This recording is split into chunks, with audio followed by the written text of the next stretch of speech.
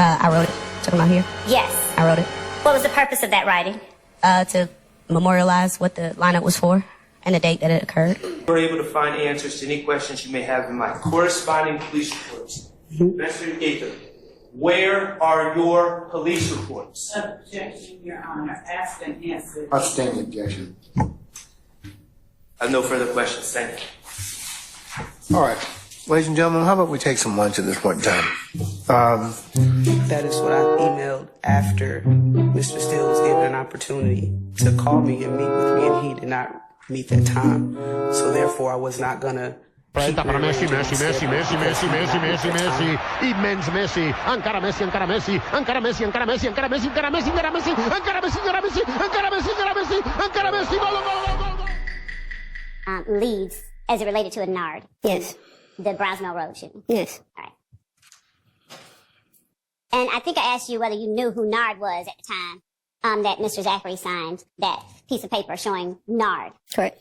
And am I correct that at the time you hadn't yet identified him, or you had and were still trying to confirm? I believe I had his name. We were trying to confirm if he was a person in the surveillance video. Now, when you said something like, did I hear you say Big Nose Nard that had been charged with kidnapping? Did I hear you say something like that during the interview? I believe Quindarius said that. Okay. And did you have information that Demise McMullen had been arrested for kidnapping? Yes. Did you pull that report, that incident report? Yes. And did you also, during your investigation, obtain a phone number for Demise McMullen, or Nard? Yes. And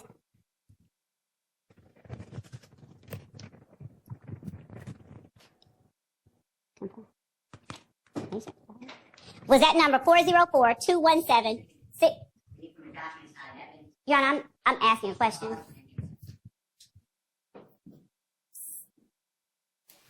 Sustained. Do you recall the number that you obtained for Demise McMullen? Not off the top of my head, no. Would seeing, first of all, did you keep a file for that case? The kidnapping case? Not the kidnapping case, but for the Browns Mill Road shooting case. I did. And did you have that file after you left the Atlanta Police Department? No. What did you do with that file? I left it with the Atlanta Police Department in a file cabinet. In a file cabinet? Yes, ma'am. Describe what that file looked like, if you can, to the jury. It's approximately 7, 8 inches thick. It was reddish brown file folder binder. Had clips in it with a bunch of paperwork.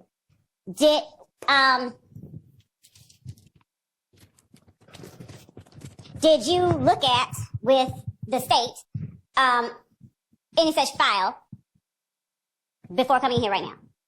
Did I look at it? Yes. Okay. And did you recognize that to be the file that Yes. you kept? Okay. Would showing you a portion of that file refresh your memory as to what phone number that you had? Your Honor, may we approach? Okay. All right. If y'all want to take a look at that before the witness gets back.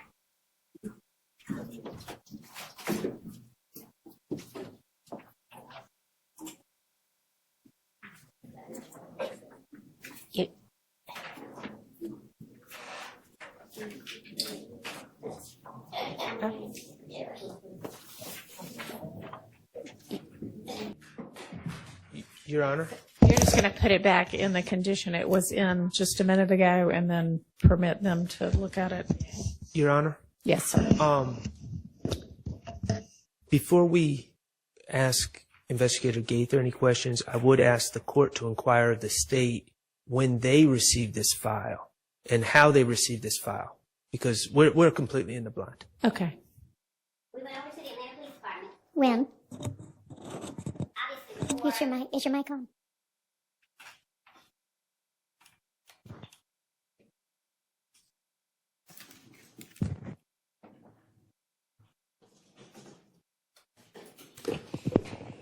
just before we served, I think we called it complete case files from Operation Planners incident.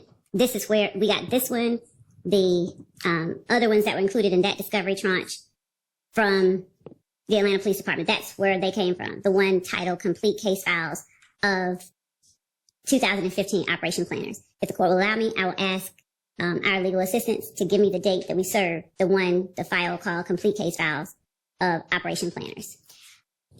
Okay, and so the contents of that file were served whenever that was? Yes. All right, what led you to suddenly ask Detective Gator if this was her file? As I was looking through for a particular number, I was trying to find both that photograph where Mr. Zachary had signed 8515 Nard on the Browns Mill Road photograph, so I was looking for that. And I was just looking through everything that we had. And in looking through it, because I knew I'd seen it somewhere, I found it in this particular file folder. And looking at it, I initially I'll show the court what I was about to show. Well, why don't you put it back together? And I know we're asking you to do several things at once. So how about put it back together and then you can finish your answer. Defense attorneys, do you have any questions for Sergeant Gator about this issue? Both okay? Yes, sir. All right. Cross. Mr. Schardt.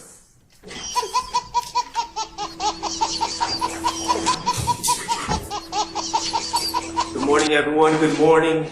Good morning. Former investigator Gator. Yes, sir. Good Good morning. morning. Good morning. All right.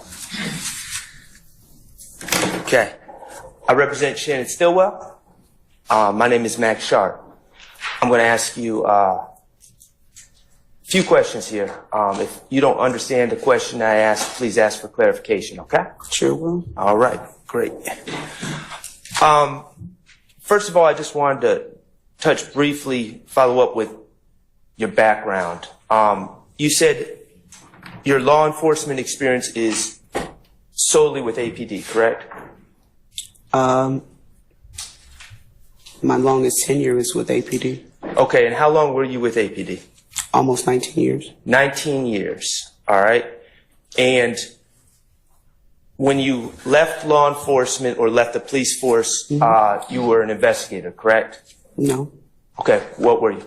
I was a sergeant. A sergeant, okay. You mean with Atlanta? Yes. Yes, I was a sergeant. Okay, sergeant. As a sergeant, were you no longer working as an investigator, or is that as completely separate job duties? I'm not understanding what your question is. As a sergeant, would you still investigate crimes? I would assist my investigators. I was in charge of investigators, so we would assist each I other. understand now. So you were supervising investigators. My last assignment, yes. Okay. As an investigator, how many years were you an investigator? I believe I made detective in 2013. I made sergeant, the official rank, I believe in 2013, and I made sergeant in 2016. So 3 years. 3 years. And when I'm saying investigator, you said detective. Is that essentially the same thing? Yeah, it's the same thing. All right, cool. And in your time as an investigator or detective, is it fair to say that you investigated complex cases, complex investigations? Really just my time within the gang unit. I mean, from the beginning, I was assigned with learning how to investigate cases. So roughly 2007, when I went to the gang unit until I was promoted to sergeant in 2016. Okay, so even before you were a detective or an investigator, but you had that label, you were involved in what you would deem complex investigations. I mean, complex in any type of investigation. Really, I don't just narrow it down to just complex. I mean. Okay. All right. As an investigator, or even as part of an investigation, you want to determine who committed an alleged crime, correct? Okay. Is that correct? If I want to find out who committed the alleged crime? Yeah, as an investigator. That's part of an investigation. Okay. How an alleged crime is committed, that's something you'd want to figure out, correct? Sure. And also, why an alleged crime is committed, correct? Motive is always good. Okay, and that's something Always you look something for. You find out. That's something you look for as I a. would object and ask that the lawyer allow the witness to finish her answer clearly on the record before I interject. All right, Ms. Schardt, let her finish first before you pose the next question, okay? Absolutely, sir. No problem. Did you get my answer? And I did If you could repeat the answer. Yeah, motive is something you would like to find out, but you don't always get it or understand it. And that's something, motive is something you look for as a gang investigator, correct? Motive? Yes. It doesn't always appear, but, you know, it's something that you would like to understand or know why something happened. Right. It doesn't always appear, but that's part of your investigation, is at least try to figure that out. For the most part, yes. Okay. In searching for these answers, who, how, why, details are important, correct? Yes. I stated the question as a form. In your investigations, you seek out the details. Is there a specific type of detail that you're Well, we'll talking get into about? that. Are details important? Yes. Okay. When you're speaking to witnesses, you want to get as many details as possible, correct? Yes. Okay.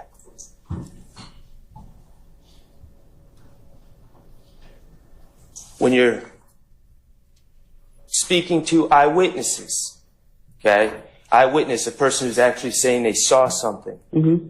You would want to know, or if they came with you let me rephrase this. If someone comes to you with information in an interview, you would want to know if the person actually saw something or just heard something, whether it was a rumor. Right? Now, are you speaking formal or informal? Because I think Either one. Either one. Formal. Objection as to vagueness. I stated the question. Formal interview. If Formal. someone gives you information, you would want to know if they saw it with their own two eyes, correct? I mean, that's why you would ask them, but do you really know if they saw it with their own two eyes?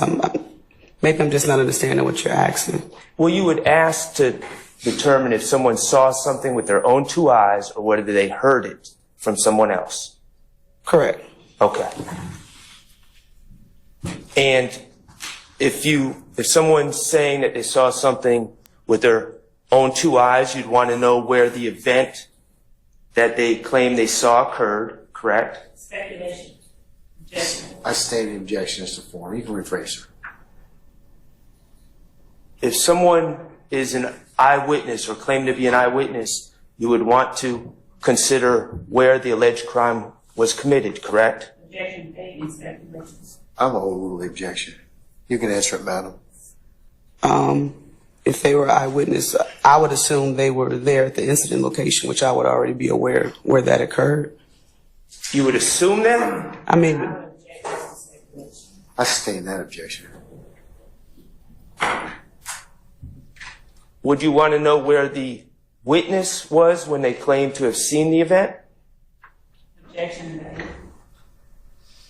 No, I'll allow that. if they are eyewitness, they would be on scene, correct? Well, On scene of the incident? find that out? Yeah, you asked me what I asked them about where they were, and if they're on scene as an eyewitness, they would be on scene of the incident, correct? Right, but you'd want to know where they were standing to make sure they had a vantage point, correct? Correct. In that aspect, yes, when you All right, say thank it that way, okay. Thank Is this my microphone or is that yours? I'm hearing feedback.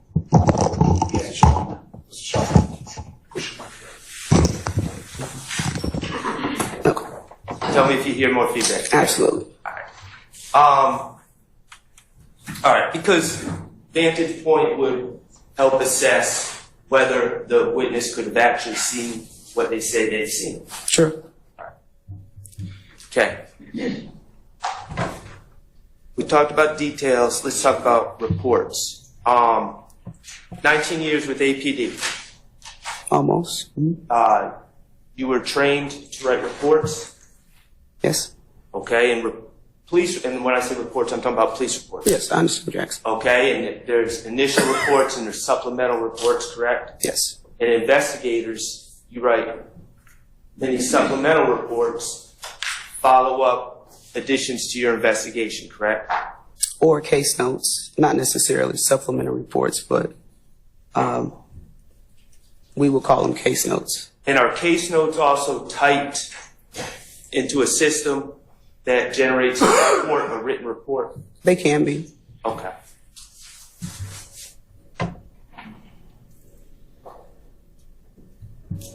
And in these reports or case notes, you memorialize events or your investigation in a timely manner, correct? Can you ask that one more time? I'm sorry. You know that at some point down the line you may be asked to testify about events, correct? Correct. And one of the purposes of reports is so you have the facts and details down when they're fresh in your mind so you can refer back later on. Correct? Yes. Okay. And in these reports you want to put as many details as possible, correct? Yes. And you want details and you also want accuracy, correct? Yes. All right. And you've been trained to write reports. Yes. All right. And you do write reports as part of your job, or you did when you were with APD? I did. Okay. And that's expected of you as an APD officer, correct? To write a report regarding a specific incident, or are we generally. talking about investigations? To write reports to accurately memorialize your investigations. Yes. Okay. All right. I want to speak to you a little bit about the Dexter Montgomery case, okay? From 2015. And first, just to help keep things clear, you would agree that there's three cars involved in this case? Yes. All right. I'm going to refer to the blue car, and that would be the car that Dexter Montgomery was in, correct? The victim's vehicle? Okay. Is it The blue victim's car? vehicle. What would you like to refer to that vehicle as? The victim's vehicle. Okay, well, I'm going to use a descriptive color. So Okay. what color car is that? Okay. Yeah, no, that's fine. All right. I was making sure we're talking about the same vehicle, the victim's vehicle that you're speaking about. Okay. Blue one. Silver Pontiac. Okay. That was the car that Ms. Clark, Mr. Treadwell, who's OG Bentley, Mr. Allison, and 2 children were in, correct? Yes, sir. All right. And the white Nitro is the car that shows up with Mr. McMullen and Mr. Murphy, correct? Yes. So, this incident occurred on April 12, 2015. You would agree, correct? Yes, sir. All right.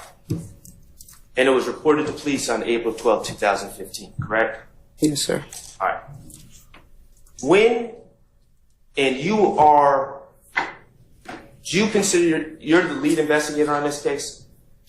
Not initially, no, I was not. Okay, but eventually you were the lead investigator? Yes. Okay. What date did you become the lead investigator on this case? I'm not sure of the exact date. I don't have my case file, but it was several weeks after the initial incident report. Several I'm weeks sure. after? Okay. Do you have a report that can tell us exactly what day you became the lead investigator in this case? I do not have my original case file. Okay. Did I ask you on Wednesday Your to Honor, I bring object to hearsay statements made outside the court. I would ask if there are documents. I'll rule the objection. You can finish. Thank you. Did I ask you to bring your reports to the court today? You asked me did I have them, and I told you I do not have anything from Atlanta Police Department. Okay. So you do not have your reports? I've already answered that, sir. Okay. And you cannot tell us the date that you became lead investigator on this case? The exact date? No, it was at least 3. It was less than a month, but it was roughly 3 to 4 weeks from the time the incident occurred. Okay. Now, last week, do you remember being asked about different witnesses and about if any of these witnesses said they saw a gun being pulled by anyone in the blue car at the gas station? Specifically, are you speaking about anyone in particular? Mr. Anyone in the blue car. You did not see. We've seen the video. Correct. All right? And let's just be Up front. In the video in the gas station, we don't see anyone in a blue car pulling a gun, do we? No. Okay. And you remember last week when you were asked, speaking to different witnesses, if anyone claimed that anyone pulled a gun out of the blue car, or pulled a gun, anyone in the blue car pulled a gun. Do you remember being asked that? I don't recall specifically in that, the way you're saying it now. I don't recall that. Okay. Do you remember being asked if you spoke to Cornelius Davis? Yes. And you indicated that you did interview Cornelius Davis? Yes. Okay. What date did you speak to Cornelius Davis? I do not have my original police report. I do not have that file with me. I don't have it at all, not even just with me. I don't have it. Okay. And would that be one of the police reports that I asked you to bring to court? Would it be? I don't have that case file again. Where did you speak to Cornelius Davis? He was picked up from his residence. Okay. Terrion Moody, when did you speak to Terrion Moody?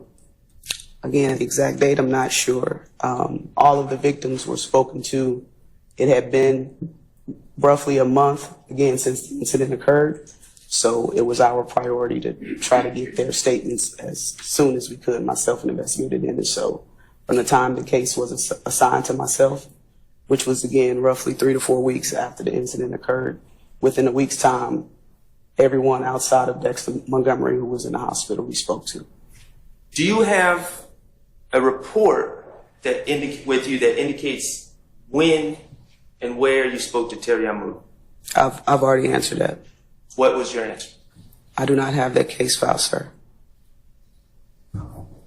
What about Christian James? What date did you speak to Christian James? It's my same answer as the previous question. Which is what? I just answered that, sir. Well, I'm going to ask you to answer my question. And I just answered. My answer is the exact same answer as the previous question. Okay, and I'm going to ask again because this is... Move on, Mr. Schardt. Is your answer that... Objection, ask and answer. I haven't gotten an answer. He hadn't postured a question. So. All right. Sir, go ahead. So, you don't know what date you spoke to Christian James either? Objection, ask and answer. She hasn't answered. She hadn't answered that. I'll rule the objection. I do not have my case file from this particular incident. I did not have it from the time I retired with APD. I do not have in my possession any files from any case that I've worked. Okay. And when I asked you to bring your reports last week, I asked you to bring your reports Monday, and you indicated that you're no longer with APD and you might have trouble getting them, correct? You said you wouldn't be able to bring them, right? I said I wouldn't be able to bring them because they're not in my possession. I do not have anything from Atlanta Police Department. But when I asked you for those police reports, District Attorney Seth Brown was there as well, correct? Yes, sir. From the District Attorney's office, he was aware that I was asking you for those police reports, correct? Your Honor, I'm going to object as to this witness testifying about what someone else was aware of. I sustain the objection. Was he actively involved in the investigation? Was he actively involved in the conversation between me and you in that back room? Objection as to relevance of whether or not, and I sustain the objection.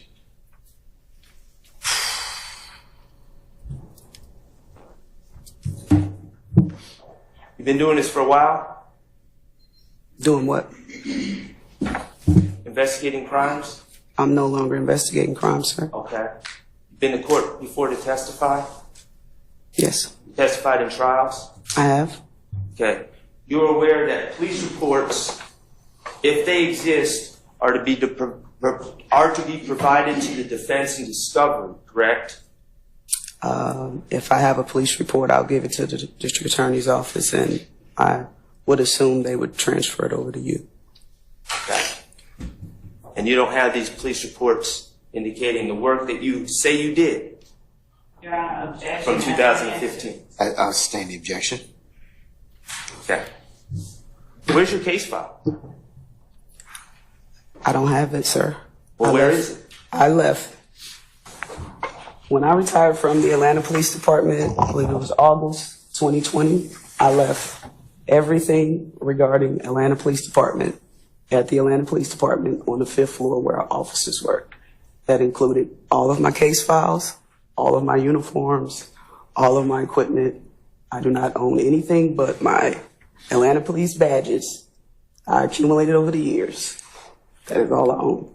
Who did you leave them with? Sir, I just answered that question, sir. You said you left them on the 5th floor. Whom did you leave them with? I left them in our offices on the 5th floor in a file cabinet. We are not allowed to take our case files with us once you retire. I have no purpose for them.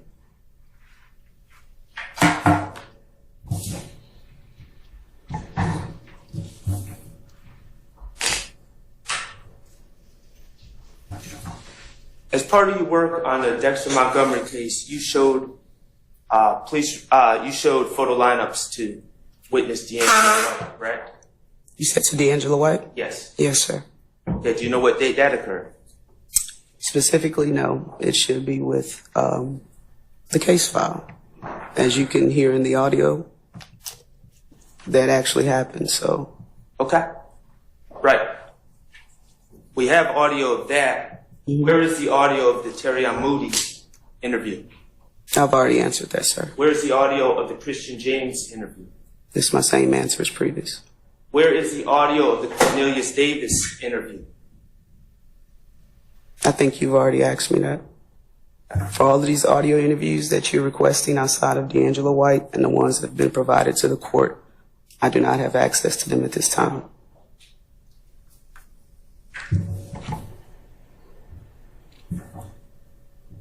You were in the car when Mr. White looked at the photo lineups, correct? I was. Okay, you were in the car with Investigator Dennis, correct? During the interview? Yes. Yes, Investigator Dennis and Investigator Edwards. Investigator Edwards, okay. Who administered the photo lineup? Investigator Dennis had the actual file. I was driving. Okay. Who wrote on the lineup? Wrote what? May I approach? You may, sir. And Have you shown that to the state? 73 DD. On the as part of the photo lineup, little statements about what, and we're going to talk about the statements. You said little statements? Statements. Okay. About what D'Angelo White said. Yes, sir. Are handwritten on the lineup, correct? Yes, sir. Okay. Were those written by you? Is that your handwriting? Yes, last week we went over this, that this was my handwriting. This is also my handwriting. Okay, great. You can't hear the witness. I'm sorry, sir. Can you hear me? Yes. Okay. And now there was two lineups shown to D'Angelo White, correct? Yes, sir. Okay, one, and in the lineup, just to be clear, there's a target or an alleged suspect, right? In each lineup? Yes. Yes. And then there's 5, usually, in this case, it's a 6-photo lineup, so there's 5 fillers. Correct. Okay. And one of the targets on one of the lineups was Kelvin Treadwell, who's also known as OG Bentley, correct? I didn't label them as targets. They were, for me, persons suspected as being involved in the crime, but target is your word. Okay, I'll use suspect. That's fine. Okay. So one of the suspects was Kelvin Treadwell. Yes, sir. And in the other lineup, the suspect was Walter Murphy, correct? Yes. All right. Now, let's first talk about the Walter Murphy lineup, which was lineup number 2. You wrote on 7/13/15 that D'Angelo White identified Walter Murphy, aka DK, as person with assault rifle and shooter, correct? Yes. Okay. when you say person with an assault rifle and shooter, Yes. are you saying he was identified as the shooter? According to Mr. D'Angelo White, yes. He was identified as the shooter. He was identified as a person with the rifle, and he stated he believed the passenger was the shooter because it would be hard for the driver to drive and shoot a rifle. Well, actually, in his interview in that car, he indicated that the shooter was definitely on the driver's side, didn't he? He did. And he also stated that it would be hard for the driver to drive and shoot, so he believed it was the passenger. Well, actually, he in his statement to you in the car, he indicated that his thought was the shot came from the backseat driver's side, correct? He said the passenger shot. Okay, Your Honor, I'm going to ask to publish. I didn't say the passenger side. I said he stated the passenger shot. Passenger being who? In the back seat or front seat? I don't believe he identified, but we know that Walter Murphy was a front seat passenger with an assault rifle.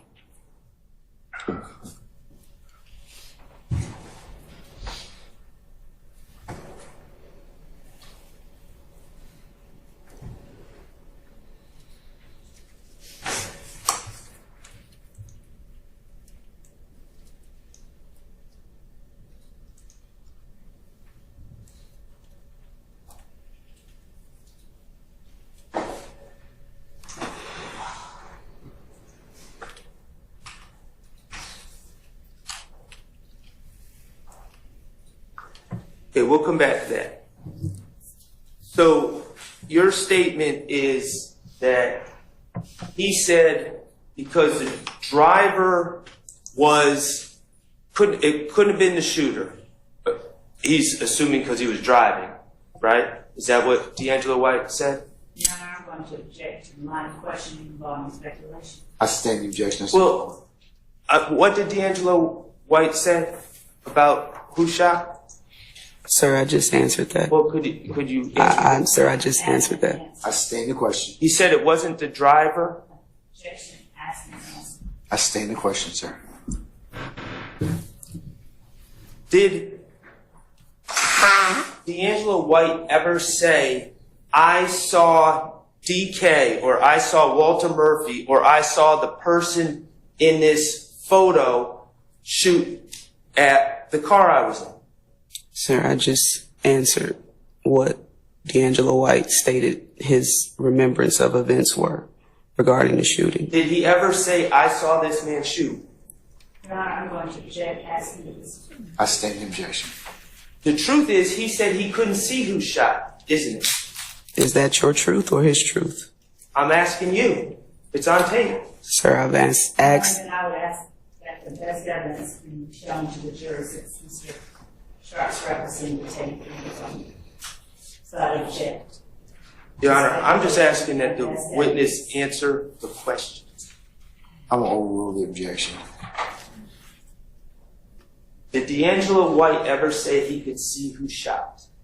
D'Angelo White stated he did not believe the driver could be able to shoot a rifle and drive. So he thought the passenger, who was Walter Murphy with an assault rifle, shot the assault rifle at his friend.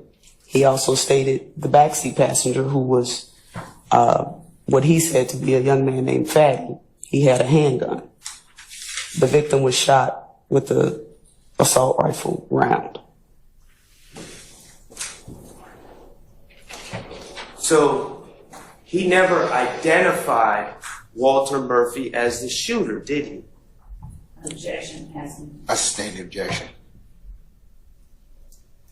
Did he ever say that guy was the person who shot? Mr. Schardt, it's the same question. Let's move on, okay? Thank you, sir. Okay.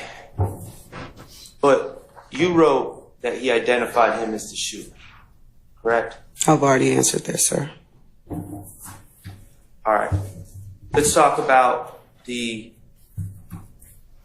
identification of Mr. Treadwell or O.G. Bentley. You also wrote on that photo lineup 2, correct? Yes, sir. And you said he identified Kelvin Treadwell, aka OG Bentley, as ordering the shooting. What's your question, sir? Is that correct? That's what that reads? May I approach? You may, sir. Just show what exhibit you Is show. that what you wrote? 13 BB. A. Say that again. 13. 73 BB. A. Is that what you wrote? Yes, that's what I wrote. Okay. Identified Kelvin Treadwell, aka OG Bentley, as ordering the shooting. Did he say he saw Kelvin Treadwell, OG Bentley, order the shooting?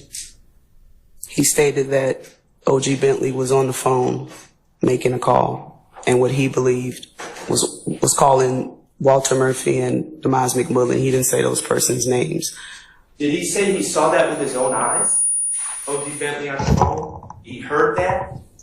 I'm telling you what he told me, that he believed OG Bentley, the person he didn't know as Kelvin Treadwell, but it's OG Bentley, made the call. He believed. I can't tell you him what not to believe. That was his thoughts. That's what he I'm stated. asking what he said he saw or heard. The truth is, you've seen the surveillance. D'Angelo White never got out of the blue car in the parking lot of the Citgo, correct? That has nothing to do with what he saw. Okay, so you're saying that D'Angelo White was sitting in the blue car in the Citgo that night and heard and saw OG Bentley, also known as Kelvin Treadwell, making a phone call from inside the store. Objection. That's what you're saying? Objection. Badgering number 1. Objection. Cause for speculation. And objection as an answer. I sustain against all 3 bases. Is that what you're saying? Objection as Sir, I've already ruled, so formulate another question. Okay? Thank you, sir.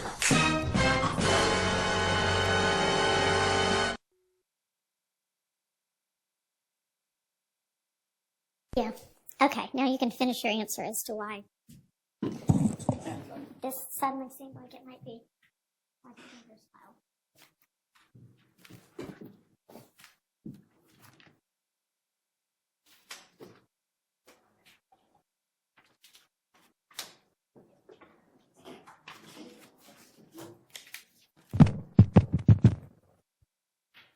Discovery.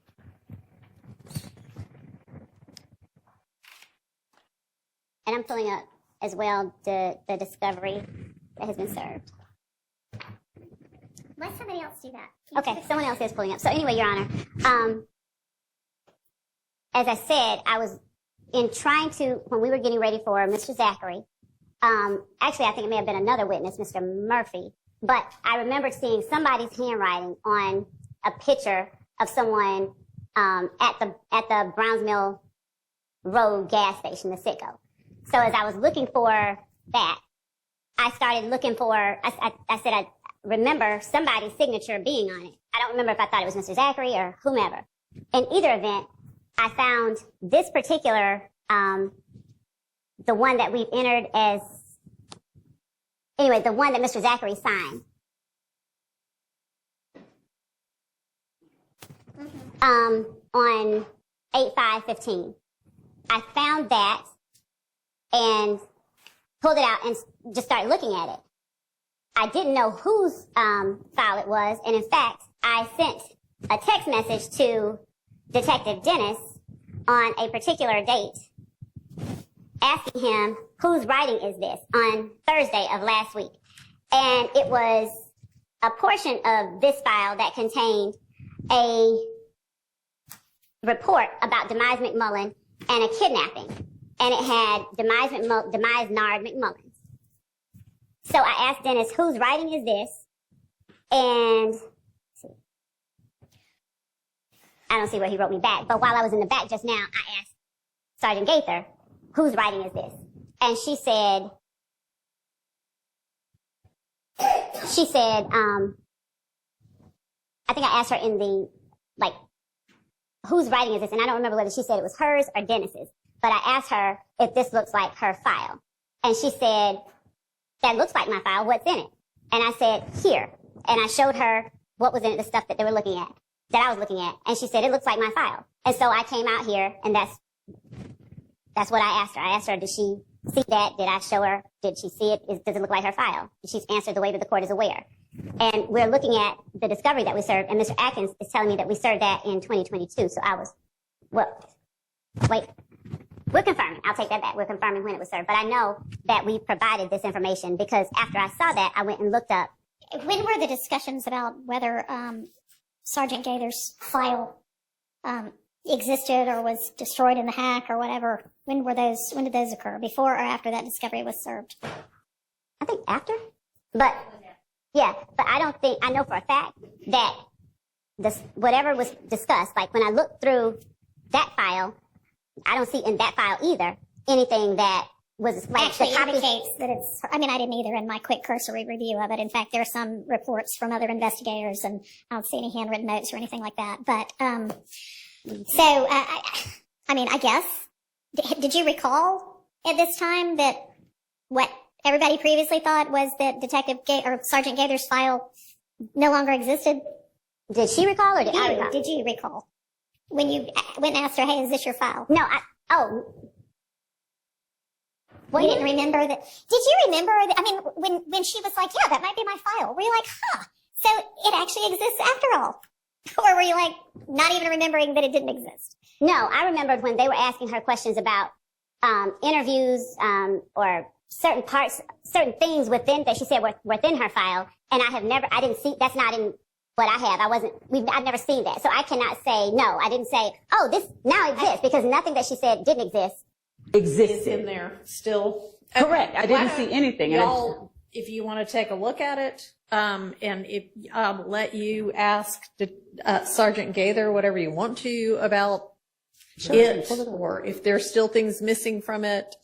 I'm sure that, this is obviously a hard copy paper file, and I imagine in this day and age, people don't download everything from the computer, and maybe she had an electronic file also, and that's what she meant, but y'all can find out. Can I just clarify the record a little bit? Yeah. And I would very much like to look at that file. Last time, and I believe it was last time, I can't recall how many times Investigator Gator has testified, but I'm going to say last time. She took the stand. There were specific things that she said she did, and they were not in the reports given to us. I'm aware that the state gave us electronic copies of certain documents in 2022. No one's disputing that. She claimed that, well, I did do that and I did document it. I wrote reports. Right. And I said, well, where are the reports? Because we had discovery and it didn't have any of these reports pertaining to the work she claimed she did.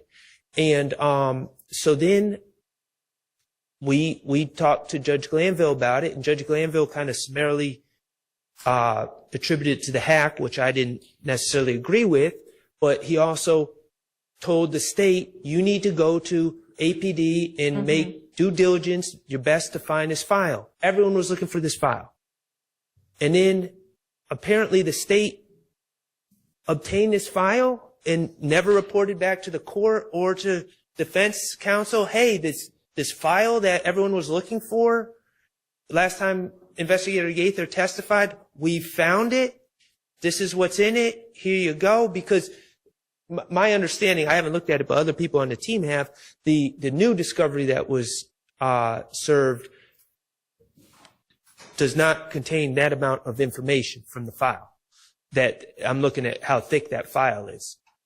There's like one police report in the new tranche of information that they're claiming they served after the file, but at no point did anyone from the state tell anyone on the defense, to my knowledge, at least to me, hey, remember that file that you guys were asking about and Judge Glanville instructed us to go find?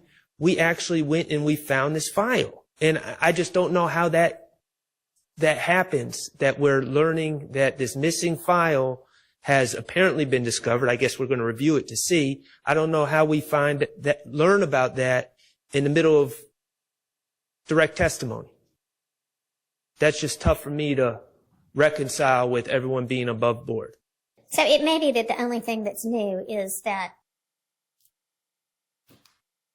it now be maybe realized that this is actually whatever part of Detective Gaither's file still exists. It's new to us. I mean, it's my understanding from what Ms. Love has said that it's new to her as well as of today. No, that we had the red files. We scanned red That files. it belong. That it might yes, be Detective Gaither's. Yes, I'm sorry. Okay, Yes, yes. that I didn't know. I know. Okay.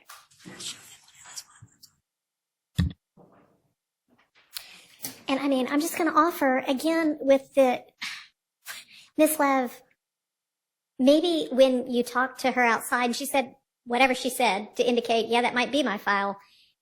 That you come in and you say to your opposing counsel, hey, you know what? The file of Detective Gaither's that we thought was entirely gone. Well, you know what? Apparently a part of it is this portion that we sent you 2 years ago. You know, I mean, it just I would do make things understand, but easier. I just want to make clear that this is not something that was, we tried to conceal from anybody, given we served this. I understand. Obviously, if they confirm that they already have the contents, that's not necessarily up for debate. It's just that the knowledge that it's Sergeant Gaither's is new. And when you learn it, it'd be nice to share it with the other people. And yes, Your Honor, I understand what the court is saying, but I do also remember when questions were put upon this witness about the items that she had in her file, no one brought to her the discovery that they already had and said, is this what was in your file? Whereas Apparently nobody knew where this came from. They knew that this was Detective Gaither's, that this was Sergeant Gaither's investigation. So I don't. The stuff we were questioning her about was not in the discovery. She was claiming she did work that was not provided. And it may still not exist. And we all know, I can't remember the dates of the hack, but we all know because we practice in Fulton County that there was some gigantic, what we call hack of the whole city, and APD legitimately lost a whole lot of files that were never able to be recovered. So, I mean, that's just a fact.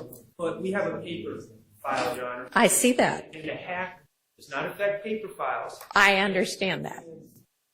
Investigator Gaither specifically testified that she wrote reports for certain things. They were in her file that has now been lost. Okay. Now, And so you can ask her when she said that, what did she mean? Because like I just said, I mean, all of us in this day and age have things we print out and things we just keep on an electronic file that only exists in the, wherever it exists, in the cloud. And we never print it. And Your Honor, I have also talked to Sergeant Gaither about not what she told them, but in previous, looking at previous information, having reviewed information that I know for a fact she kept on a terabyte drive, I asked, where is that? And she has told me in the past that the terabyte drive where she had all of her information about all her cases was connected to her desktop computer at the time that the hack occurred. So I don't have access to it. She didn't have access to it. I know that just from talking about other cases. Okay. So I didn't ask her specifically about this one, whether this was on that terabyte drive, because those weren't the questions that I put on her. Those are questions posed to her, by counsel for each of the defendants. Like, where is this? Okay. Your Honor. Yes. Also, when it's time for Your Honorable Court to rule, just so we don't waste time with the jury, the question is, let me show you something from your file. Mm-hmm. And I'm going to object because even though it's potentially sounds like in Sergeant Gaither's file, retired Sergeant Gaither's file, it is hearsay. It sounds like, and I have not looked at it, there were a lot of people looking at the files, but it sounds like it's somebody else's information that somehow got into someone else's report on a phone number of Mr. McMullen. So based upon that, that's going to be my objection. That's how this whole question began. So I just want to give you a heads up. Okay. And honestly, it was a question about a phone number. But what was the question going to be? It was going to be, after she talked to Quindarius Zachary, did she attempt to locate, or did she have the kidnapping file? Right. Was she able to locate a phone number for Demise McMullen? Okay. And I still don't know whose handwriting that is on the phone number information, but it was just going to be what was the phone number. Okay, well, could you look at what is fine, what it was? would be, I don't know why we have that echo on. Would, We're good. I think we had one of them. And so, initially what I was asking, because the number, it has already come out, that is the number, I think on cross-examination, Mr. Steele asked, Mr. Sprinkle, did he find communication between Demise McMullen and Kenneth Copeland is the best I remember? I don't remember, but he specifically asked, did you see calls between Demise McMullen and somebody else? And I came back and said, what number is it that you have for Demise McMullen? Mr. Sprinkle gave 404, that number. that he thought was it, but he wasn't certain. Yeah. No, he actually said this is the number. He didn't. Oh, okay. Yes. And so all that I was doing with Sergeant Gaither is asking her, was that, and I started to ask the number because it was already in. Ask her if she found the number, but that's literally what the number was is subject to a valid hearsay objection. So you can't ask what the number was. Okay. How much longer do you expect to have? That was literally the last question. Okay. We can talk about it during the non-jury days we're going to have, but we've got to streamline this case some more. This is just going to have to figure out a faster way to get to what it is that you want from each witness. I mean, in federal court, they might just say you got an hour with this witness. And do they limit both sides to cross and state? We'll talk about the witness list next week. And Your Honor, yes, I understand. Oh yeah, we'll be done by 10 with this witness, and we haven't even gotten across yet. After having her all day yesterday. She was here Monday, Judge. Whenever it was. Monday was 2 days ago. She waited all day and did not testify. Oh, that's not the issue. The issue is how long she's on the stand testifying, and how long every witness is on the stand testifying, and how many witnesses there are in this case. It's just a lot. Your Honor, are both sides restricted to an amount of time? Well, I mean, I would imagine that it's not like they let one side go on forever, but the other side only gets 10 minutes. And given that the state does have the burden of proof, Your Honor. I understand that, which is why I haven't done it yet. But you'll need to self-regulate. I provided the court with those cases, Your Honor.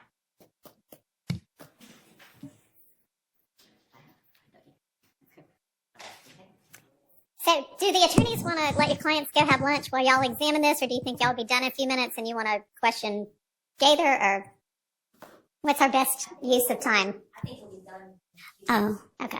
Your Honor, also, I'm being told I have not reviewed the transcript or anything, but I think that Sergeant Gaither may have said that she left APD and didn't have any of her files with her. I don't know, with respect to that testimony, if what was represented is what she said.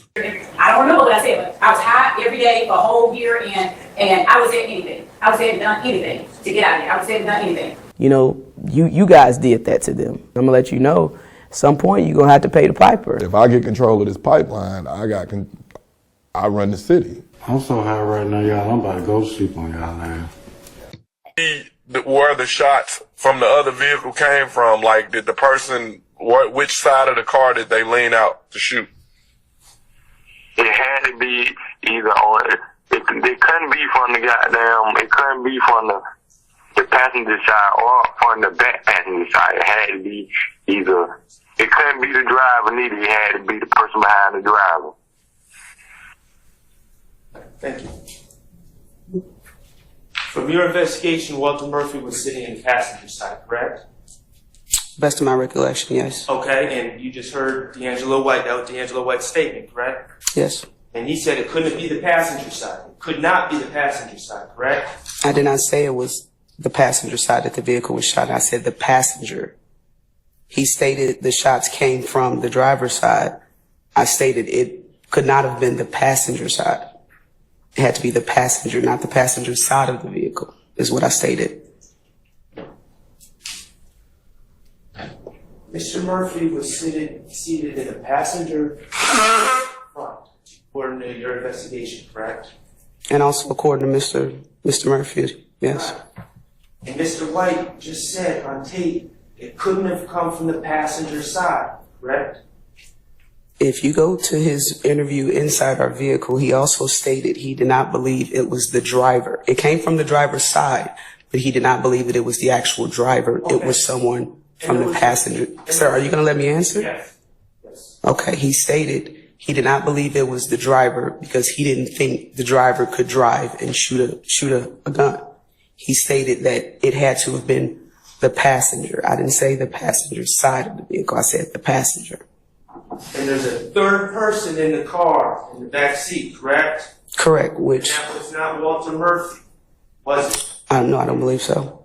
Okay, and somehow that statement has become you writing down that he identified Walter Murphy as the shooter. And somehow you're trying to get away from the fact that YSL, members of YSL shot this boy in the head. Whether it's a report. Okay.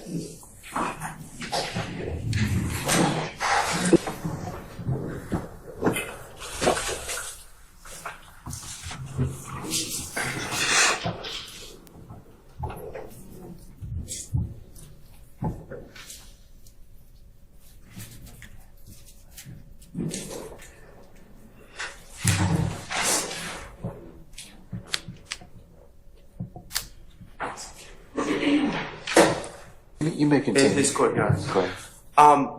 Investigator Gator, as we sit here in court today, that note that you wrote on 7/13/15 that D'Angelo White identified Walter Murphy as the shooter or the person who shot.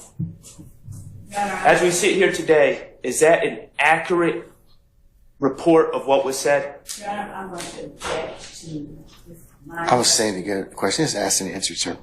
Let's move on, okay? Well, I'm just It's asked and answered. Move Okay. on. Thank you.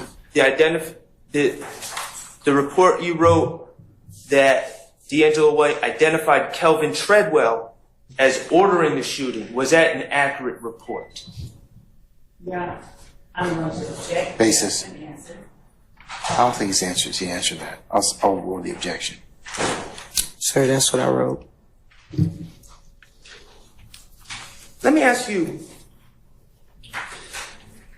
this document that I'm reading off of, this photo lineup, Which is states. states 73 BBA. Thank you, Your Honor.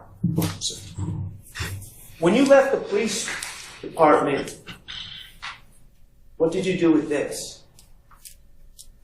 What did I do with what? You have it in your hand? Yeah, what did you do with it when you left the police department? Objection. Did it go in the case file? Objection made. I stand in objection. Did you 73 BBA, the photo lineup that you wrote on, did that go in the case file when you left the Atlanta Police Department? I believe you just asked me the exact same question that you did I didn't. before. I didn't. Okay. Could you please answer my question? What's your question again, sir? 73 BBA, photo lineups, when you left the police department, did these photo lineups end up on the 5th floor? Objection, Your Honor, that would call for speculation. I stand in What did objection. you do with the photo lineups when you left the Atlanta Police Department? Objection, Your Honor, she answered that. She has not answered that. She's answered that already. It's asked and answered. Move on. She please. answered She's about- asked and answered that question, sir. Please move on. Did you do anything different with these police reports than you did with the other police reports that we can't find? Objection, Your Honor, injecting facts that are not in evidence about the weekend. I stand the objection. Okay. We have this one though, but you don't have the other police reports, right? Objection made. Stand the objection. Thank you.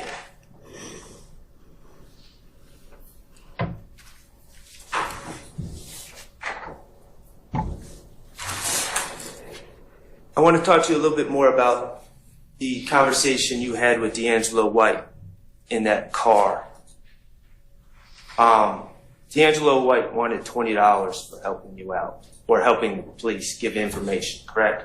He did. Okay, and you obviously you didn't pay him to give information, I'm correct? not paying anyone to give information, not just him. That is not how I work and how I did police work. Fair enough. I'll rule the objection by Mr. Steele. Fair enough. But you did speak to him, even though you didn't pay him. You did get him to speak about what had happened, correct? By his account of what occurred, yes, sir. Yes, sir. Okay. He indicated that he had a familiarity. He knew who O.G. Bentley was, correct? Correct. And he He knew referred of him. and- I'm sorry. I'm sorry. I'm sorry. He knew of him. Okay. And just for the record, when I'm saying O.G. Bentley, we're talking about government name Kelvin Trenton. Yes. Okay. And that's the rather large, light-skinned gentleman on the video. That's your description of him. I mean, Okay. I've seen larger. Gentleman that got out of the silver Pontiac. The light skin with the white t-shirt, short sleeve white t-shirt. Yes, sir. All right. And ended up going into the store. Correct. All right. Now, D'Angelo White said that O.G. Bentley was known to carry large amounts of money. Correct? He did say that, yes. And D'Angelo White, in his mind, associated O.G. Bentley with someone who worked for the rapper Young Thug. Objection, speculation is to put in someone's mind. I stand as a form. You can rephrase. In his statement, he associated O.G. Bentley with Young Thug. Yes. Per Walter Murphy, in his interview with you, he also said that at one point, O.G. Bentley actually worked as a road manager for Young Thug, correct? I believe he said something to that effect. I'm not sure of his exact words, but he did. He stated he worked for him in some capacity. But Young Thug Jeffrey Williams had since cut ties because O.G. Bentley was stealing from him, correct? According to Walter Murphy. Okay, so according to Walter Murphy, at the time of this incident, there were no ties between O.G. Bentley and Jeffrey Williams on a professional level. Objection, Your Honor, to statement of testimony. I'll stand in objection as a form. You can rephrase, sir. Either way, D'Angelo White associated O.G. Bentley with someone who would have money in his statement, correct? What do you mean by either way in regards to the follow-up? I stand in objection. In his statement, D'Angelo White associated O.G. Bentley with someone who carries around large amounts of money. In his statement to you. That's what he stated, yes. Okay. And he also, D'Angelo White, acknowledged that his cousin, Dexter Montgomery's cousin, Cornelius Davis, was driving the car, following O.G. Bentley's car closely. Objection, I stand as a form. You can rephrase. He acknowledged that the car they were in was following the silver Pontiac closely.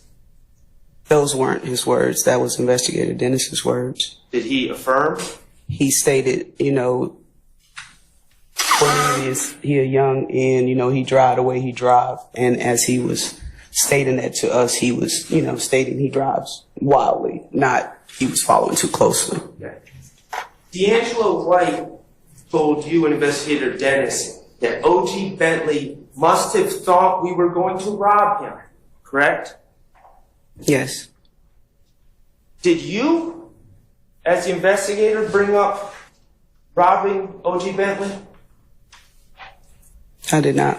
Did Investigator Dennis bring up robbing O.G. Bentley? I don't believe he did. Okay. It was D'Angelo White in the interview who first said anything about O.G. Bentley must have thought we were going to rob him. Right? He wasn't prompted by any of you police officers to say that, right? Objection. I stand as a form. You can rephrase, sir. Did he bring it up on his own? He did.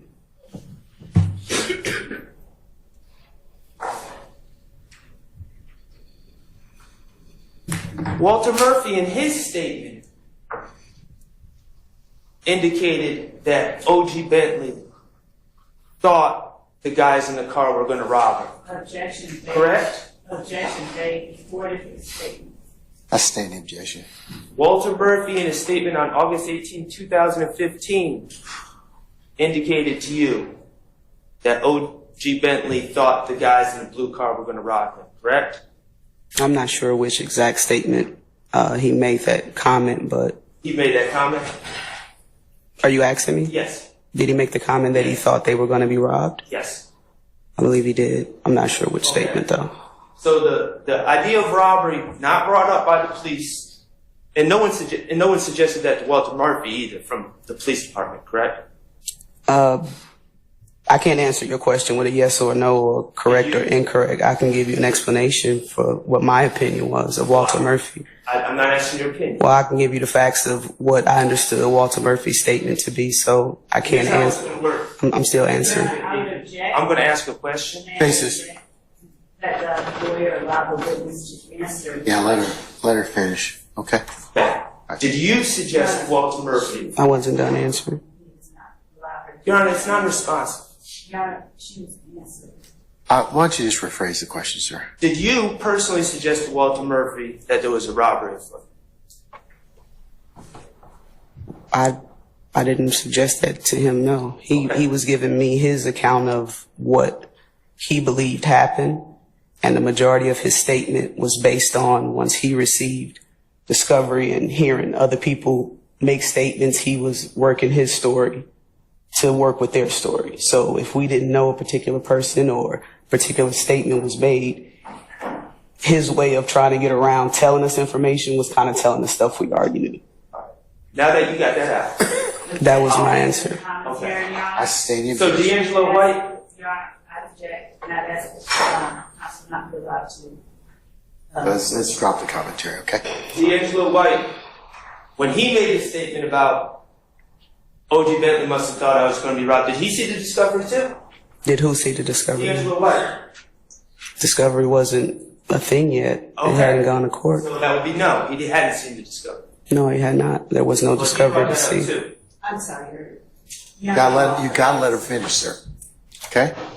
There was no discovery to see. We weren't at that stage of the case yet. But D'Angelo White brought up what O.G. Bentley must have thought he was being robbed too. Yeah, objection, ask and answer. No. I stated the question.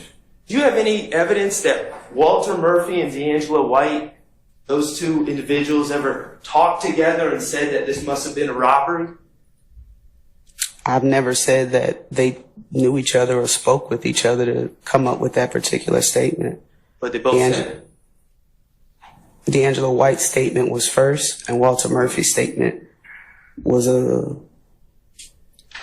after, which means he would have had part of our evidence from his case file when he was arrested from his lawyer.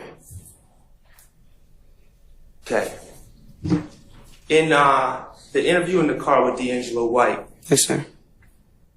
Investigator Dennis asked Mr. White if anyone pulled out a gun on people in the silver Pontiac, correct? I believe he did. Okay. And D'Angelo White's response was, we had guns and shit, correct? Yes, he did say that, and it was more to that as well. We had guns and shit. Yes, he stated that. Okay. We, being plural, correct?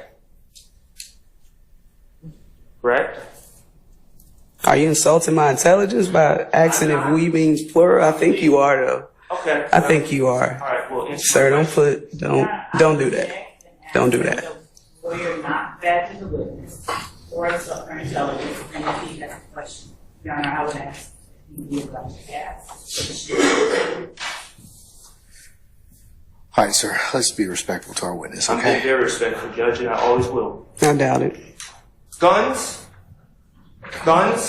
being plural. I'm going to object to the last response by the witness as commentary. Let's sustain the objection. All right, Mr. Schardt, please, this is focused on the questions. No, just focus on the questions. And Detective, please just answer the questions. My apologies to the court, sir. All right, sir. All right. Guns, being plural as well, correct? He stated that's what he said. Objection, ask and answer. I sustain the objection. I haven't asked him.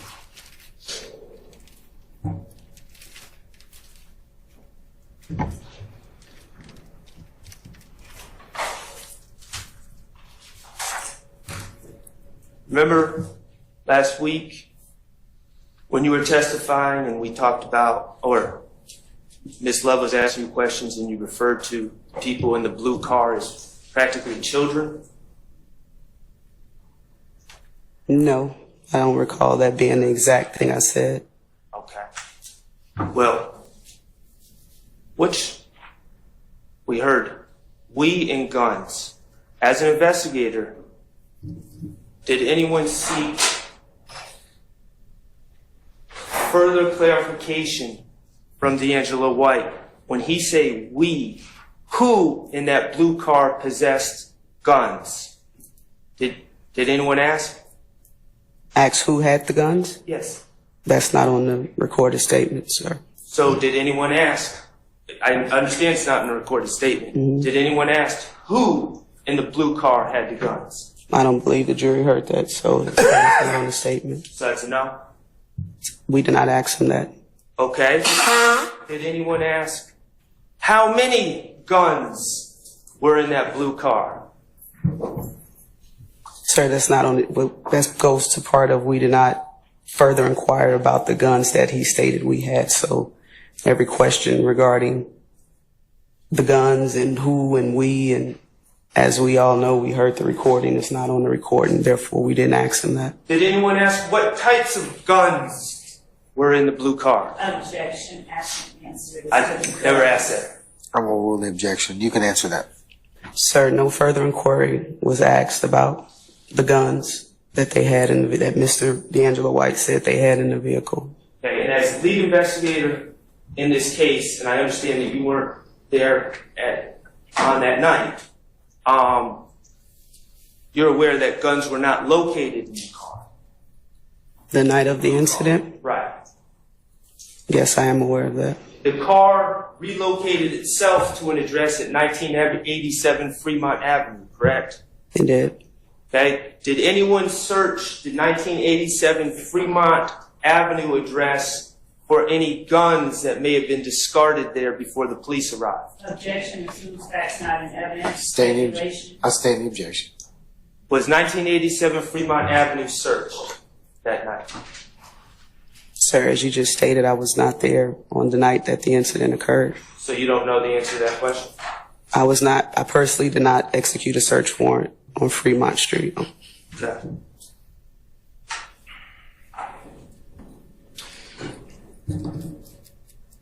Now, you've been able to review, in court in fact, we reviewed the surveillance from the Citgo from that night, correct? Correct. Would you agree that we can see the blue car pulling into the gas station, following behind the silver Pontiac? Objection as to characterization. Best evidence is the video. Okay. Mr. Kokomo, could you please pull up? That's fine. DS9. And before we start playing, did you ever ask D'Angelo White or any of these other individuals that you say you interviewed why they went to the gas station? I don't recall at this moment. Okay. And this gas station, this Citgo, it's a place that sells gas, correct? Among other things. Okay, and among other things, it has a store where you can buy chips and Like a food mart, yes, sir. headache powder and different things like that, correct? It's a food mart. Okay. All right, Mr. Kokomo, if you could publish DS9 at 1340.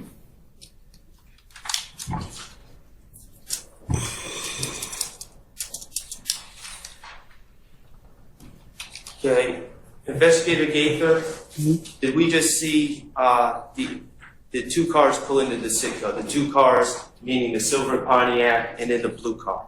Yes. Okay, and the silver Pontiac is the one that O.G. Bentley and Rodney Allison are going to exit, correct? Yes. And the blue car is the one with D'Angelo White, Terrion Moody, Christian James, Cornelius Davis, and Dexter Montgomery, correct? The victim's correct. Okay. You keep saying victims, and that's cool, but... Objection, Your Honor, as to commentary on this. I stand the objection. And that's the That's the car that D'Angelo White said that there were guns, plural, in, correct? Yes, in their vehicle, yes. Okay. So 2135, they're there. Mr. Kokomo, if you could play.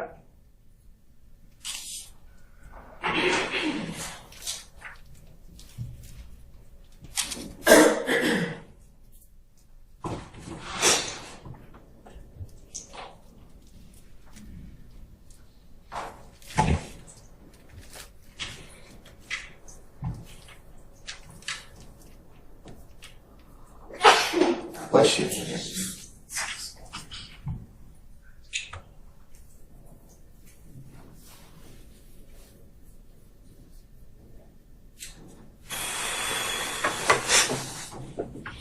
Okay, Mr. Kokomo, could you fast forward to 2200? Okay, and for the record, we're going from 2135, I believe it was, to 2205. Sir, is there Excuse me, I'm sorry. 1340 to 2205. Sir, is there any particular point you want me to Well, start I'm watching, gonna or am I see- looking for something in particular? I'm going to try to fast forward it. I'm Okay. going to try to save some time because I don't want to watch the whole video again. Okay. But we'll see where this goes. Okay. Your Honor, I would ask Mr. Schardt to just clarify, he has 4 separate videos on the screen for the record. Dr. Murphy wasn't under oath when he gave this. Was No. All right. You talked to him about the April 2015 shooting and being at the compound, correct? April 26, 2015. I believe Investigator Dennis spoke with him about the compound incident. Okay, you were there? During the interview, yes. He indicated that he was very high at the time, correct? High off of Percocet and Xanax. Objection as to characterization of how high. I stated the question as a form. He indicated that he was under the influence of Percocet and Xanax that night, correct? Objection. How's that? I'll rule the objection. That night, at the compound, when you were talking to him about it, he said that that night he was high on Percocet and Xanax, correct? I don't recall him stating that night. Again, the compound incident, I'm not going to say I wasn't necessarily paying attention to him. That wasn't my focus, the compound incident. But any details about that, I mean, that wasn't my focus at that time. That's why I didn't ask him any questions about it. Assistència de Xavi, més capradeta per Messi, Messi, Messi, Messi, Messi, Messi, Messi, Messi, immens Messi, encara Messi, encara Messi, encara Messi, encara Messi, encara Messi, encara Messi, encara Messi, encara Messi, encara Messi, encara Messi, encara Messi, encara Messi, gol, gol, gol, gol. Hello, I am Detective Benton. It's nice to meet you, sir. Now, when this incident happened, were you high? Yes, I was. I was on heroin at that time.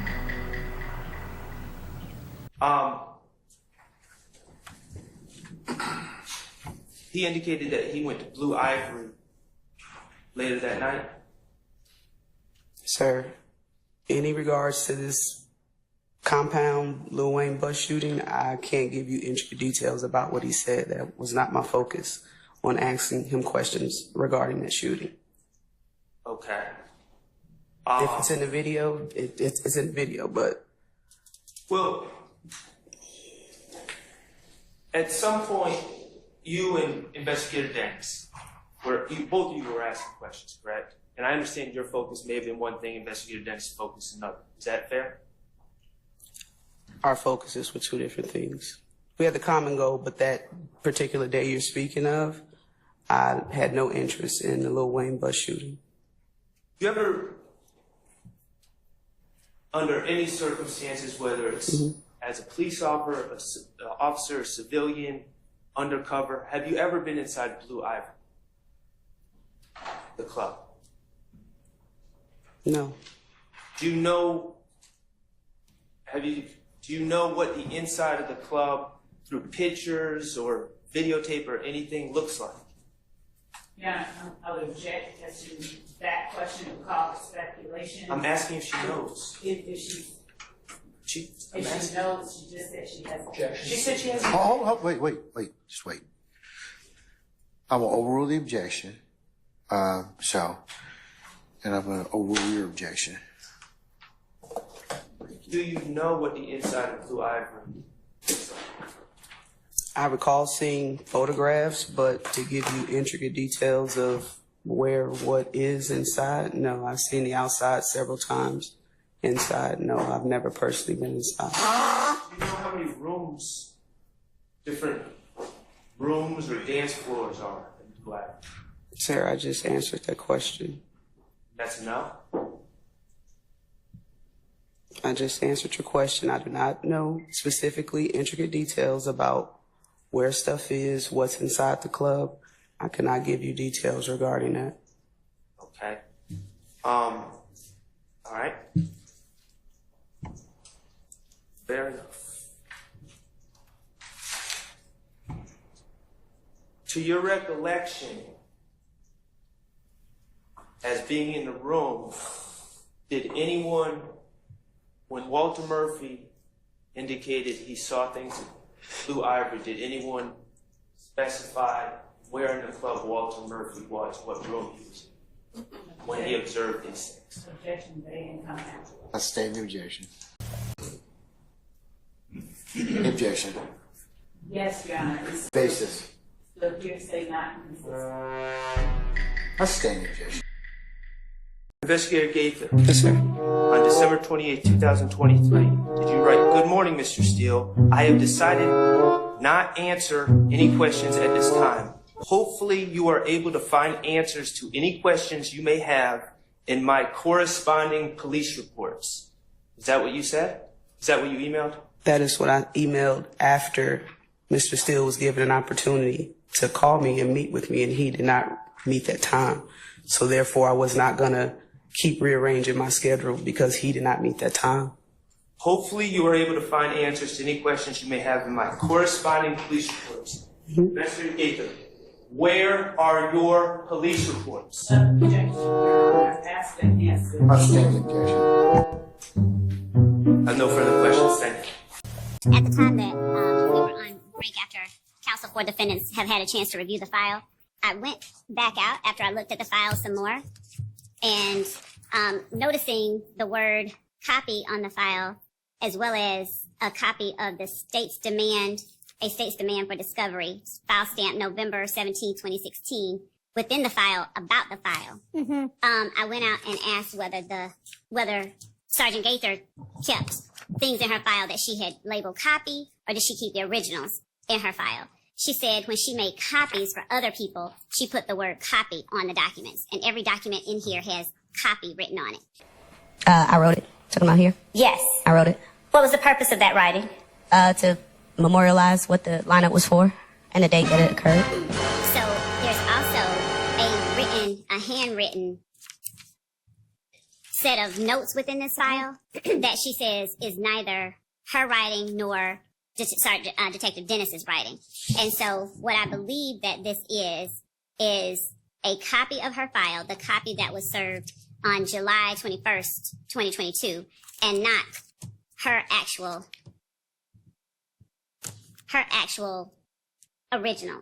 Even the document that I was looking at with respect to the name Nard Quindarius Zachary has the word copy written on it. So she said her original file would not have copies. It would just have the original. So this appears to be, and I would ask that anyone who wants the opportunity to ask questions, and even reviewing the video of her and Quindarius Zachary's interview, she has a file folder in front of her that when she opens it up, before she opens it up, it has something white on the front that is not present on this particular file folder. So this looks like a copy of hers. And I don't know what it looks like, but Okay. These men are all fighting for their lives. I don't know how we get to a point where we just grab a file and then just throw it in front of a detective, and the detective's like, yeah, looks like my file in front of a jury, and then over a lunch break, then we determine, well, it's actually not her file. Like, and again, none of us were even told about the file before it was even presented in front of the witness. None of this makes any sense.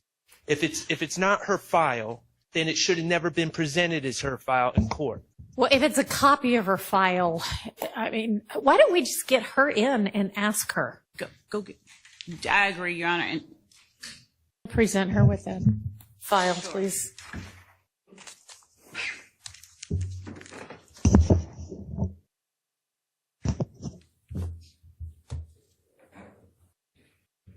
Sergeant Gaither, do you have any idea what that document is or set of documents is that Ms. Love just presented to you?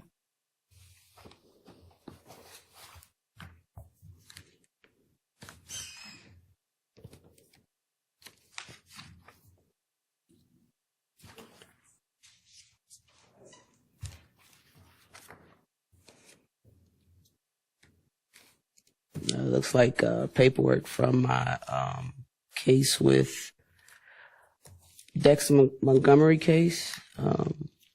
Majority of these documents say copy, so I'm assuming it's a copy. Can you either speak into the mic more or speak up more or both, please? It appears to be documents from the Dexter Montgomery case file. The majority of these documents have copy on it, so I'm assuming it's a copy of the file. A copy of the file. And why would a copy of your file have been made? Because it's still in, like, you know, folder form. Why? Yeah. Well, the original, I never give out my original file to like the DA's office when it's requested through the complaint room or a different attorney. So I would make a copy and give that to them as opposed to the actual file, the actual original folder. Okay. And would you put it in a folder like that brown folder? Yeah, it would be similar to this. It would have separate things, and my case file would have like a white paper with a type form on the front with the suspect name, case number, and address. All right. Do any defense counsel have questions for Sergeant Gaither about this file?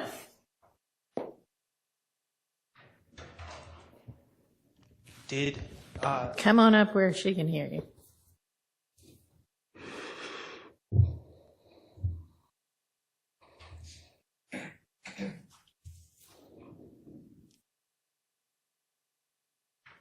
I know it's been said in court before, but it's Sergeant, right? Sergeant? Yes. No, retired, whatever. Okay. Good afternoon, Sergeant Gaither. Good afternoon. Do you typically, when you send files to the DA's office, is your normal practice back when you were working as a police officer, would you make a copy of your file and send it to the DA's office? If it was requested or portions of it, originally when we send a case over, we would, whatever we have for the complaint room, copies would be made, but the actual original file would not be given. And my understanding is that these copies would be made after arrest, after you close the case, correct? Not necessarily after arrest. Okay. Is that, I'm looking at a kind of rust brown file. Is that the typical appearance of one of the files that you would have copied or copy and send to the DA's office? Not all the time, but I do use these file folders like this. Okay, so there's nothing about that file that indicates that's not something you sent to the DA's office? That I didn't? Yes. There's nothing about that file itself. For instance, you're not saying, I've never used that type of folder or anything like that. That's consistent with something that you would send to the DA's office. I've used it in the past. I've used manila folders. I've used envelopes. All right. And I'm going to ask, I think I know the answer, but you don't specifically remember what the appearance of the copy you made on the Dexter Montgomery case looked like? Not the actual folder, or no, not the actual folder. Okay, but the contents are consistent with copies that you would have made and sent to the DA's office. correct? Yes, they have copy on it with my initials and the date. Okay, that's helpful. Thank you for telling me that. Could you show me where your initials are?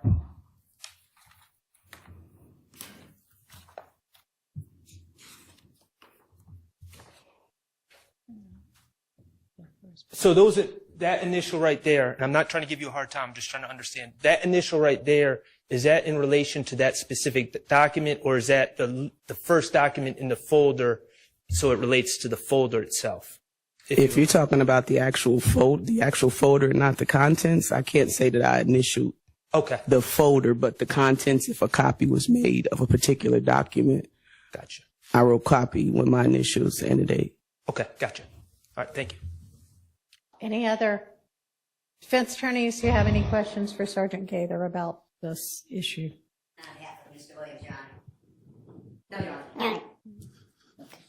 Okay. May I just ask a question? You may.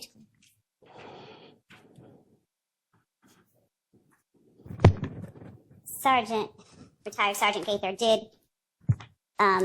does this file, is this the file that I asked you whether you recognized before you came in to testify the last time? This whole... Just now, yes. Yes. And you mean when you say just... Yeah. You said the last time. Are we talking about earlier today, or are we talking about in April? Earlier today. Is this the file that I asked you if you recognize? Did I ask you before you came in here, before 11:30 and testified, whether you recognized this file? Yes. Did you, at the time you looked at it, notice or take note of the fact that each of the documents inside from your file had the word copy on it? Did you notice that at that time? Yes, I noticed my initials just now? No, not just now. Oh, no, prior to, yes. And when I spoke to you before you came in, before you testified where there was where the jury was in here, did I ask you specifically about an incident report that is on the back page of the file folder itself regarding Demise McMullen and the kidnapping? Yes. Did I ask you about if that was a part of your file? Yes.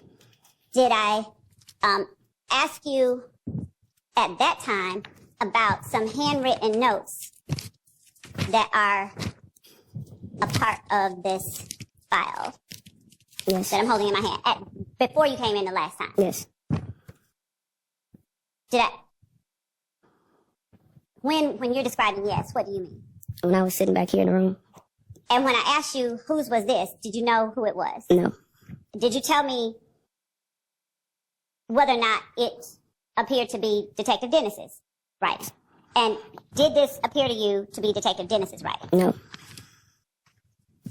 Before you started testifying, when I asked you about it, did you notice then, before you were testifying in front of the jury, a certified copy of a conviction for Walter Murphy in the file before you got in front of the jury? No. On break, while we were at lunch, did I ask you whether you got this certified copy of Walter Murphy's conviction or would that have been in your original file?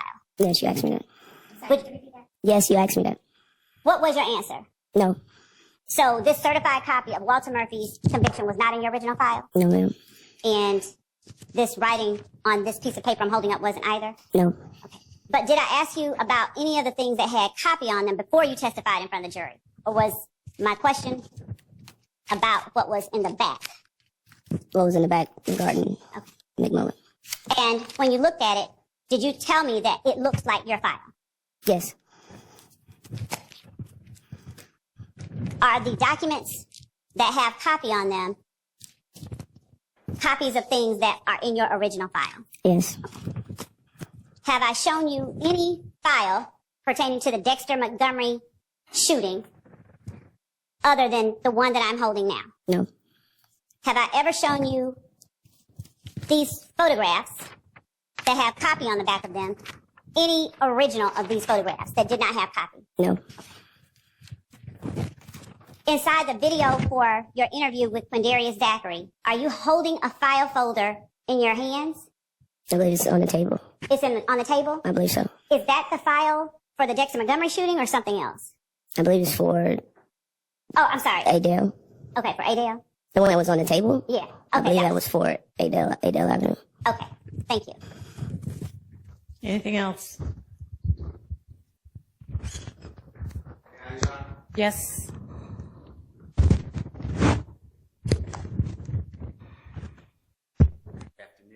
Good afternoon.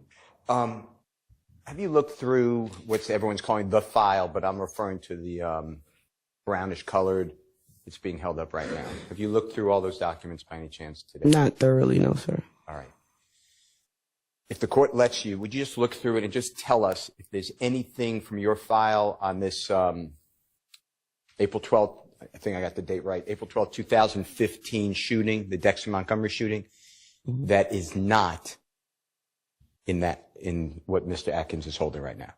I couldn't tell you every piece of information or document that should be in the original file. That was almost 10 years ago. I couldn't tell you either way. All right. Okay. Thank you. Thank you, Your Honor. Yes.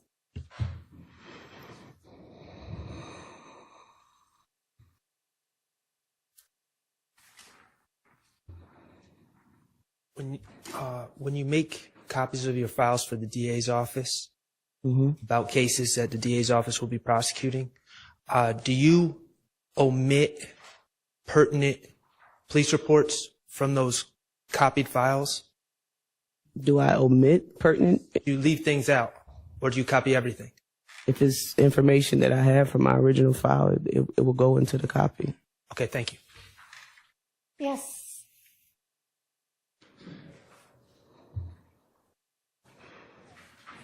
Hey, Sergeant, good afternoon. Sir, good afternoon. I have a couple of questions just to follow up. You testified earlier that you said portions of it I will send over to the district attorney's office. Can you tell the court, as a practice pattern of what you do in terms of getting that information to the DA's office, what are those portions that you would send over to the district attorney's office when you're sending the file over? Well, initially, I don't know if APD still uses the complaint room or what the process is now, but that's what I followed up with that question. A lot of information would not necessarily be in a complaint room case file that you were initially sent over to the DA's office. So that's what I was speaking of. You would have the original police reports. There's surveillance stills or videos, stuff like that would be sent over to the complaint room. If whatever district attorney is assigned to the case for preliminary hearings or information like that, if they would like the entire file, then the file would be copied and sent to them. So I was speaking more or less about portions of the file would be sent to the complaint room. Okay. If that makes sense to you. Okay. So what are generally the documents that you would, as a matter of your practice, would routinely be held back with your office, with you and your file, that would not go to the district attorney's office? Your Honor, could he clarify when he says would not? Does he mean initially or ever? Well, I don't know what he means. Okay. Well, let's just break that up. Yes, sir. The documents that are in your file that you house in your folder as part of an investigation, you said portions will go to the district attorney's office. So that suggests to me that there are portions that don't. Well, to the district attorney's office, I mean the complaint room. So early on in the case, when you're charged and you obtain your warrant, it has to go to the complaint room. So a lot of information or documents may not exist yet until, let's say, after you interview a person, and you may obtain more information. So therefore, it will be added to the original file. Okay. All right. So then it's basically the investigation is continuing to be ongoing from the time that some documents make it to the complaint room and the time that other pieces of your file will eventually go to the district attorney's office at a later date. Am I understanding you? Correct. The complaint room is part of the district attorney's office, but it's one of the initial, attorneys that touch the case. So once the case is, I don't know what the process is of assigning a case to a particular district attorney to prosecute in court for preliminary hearings or trial, the initial portions of an original case file will go to the complaint room, which is just the first portion of evidence that you obtain.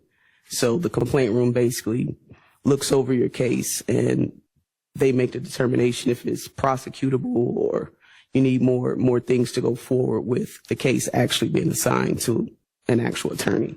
Okay. Thank you. Okay, anybody else? All right. And we have the date, the email date and the email, the copy of the email where the state served the copy of what was shown to Sergeant Gaither today in the original email. So I guess just when the jury gets back out and clarify this in her original file, it's a copy of her file. And it's your belief, Sergeant Gaither, that what exists now is the copy that you made to send to the DA's office at whatever time they requested it. Is that fair? It's fair, but like I said, it appears that they may have added some documents to that. Once but, they had it in yeah. their possession. That's Okay. right. All right. Okay, are we ready for the jury? On the lunch break, Mr. Schardt handed to Mr. Atkins a thumb drive of exhibits that he said he's going to use. At the time that he gave it to us, we could not open it or access it, and I think he did something in the last moments that allows us to access it. I don't know what's on it.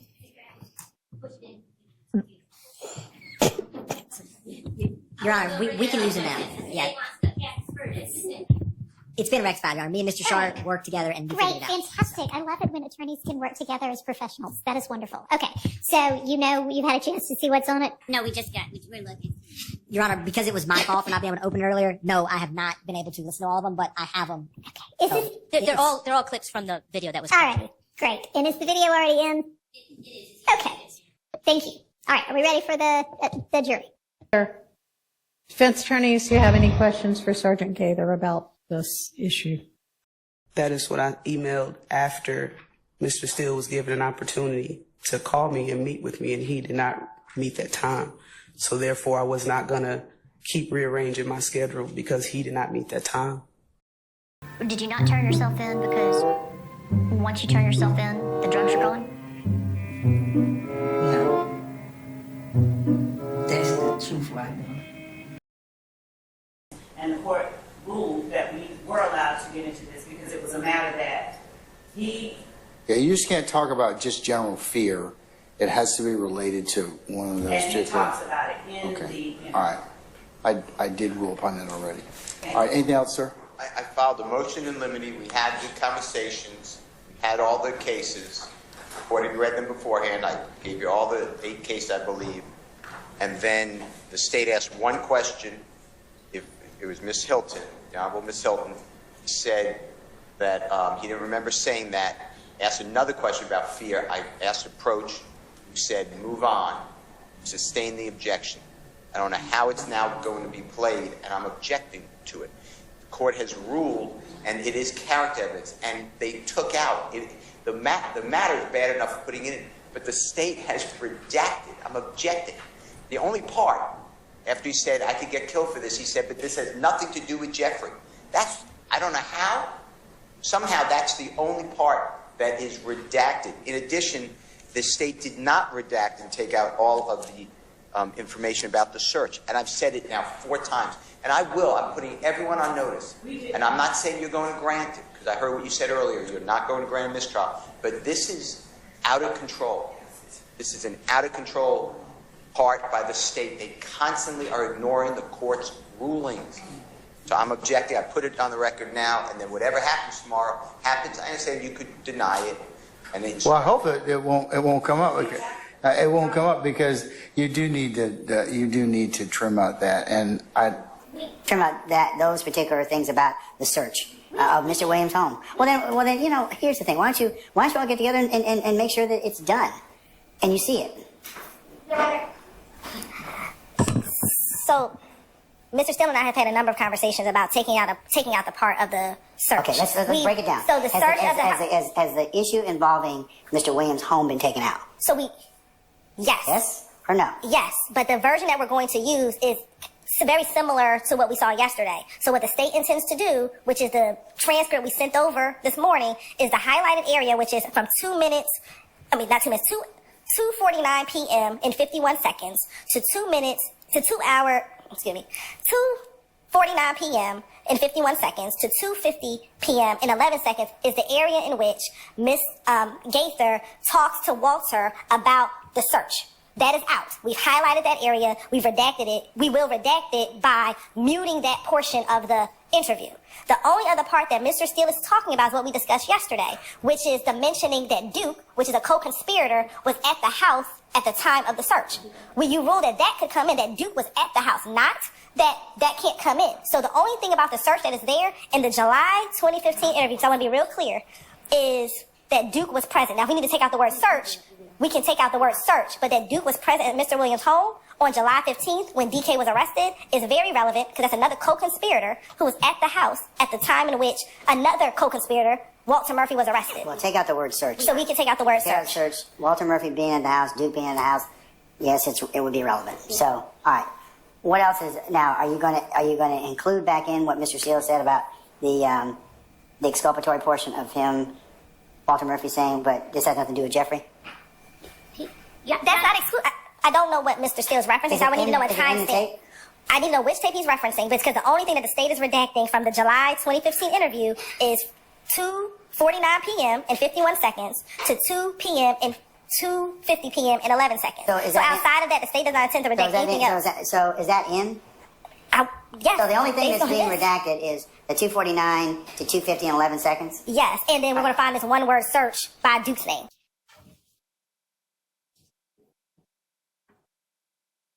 Your Honor, I'm reviewing the discovery, actually, that was served, discovery 1 of 3.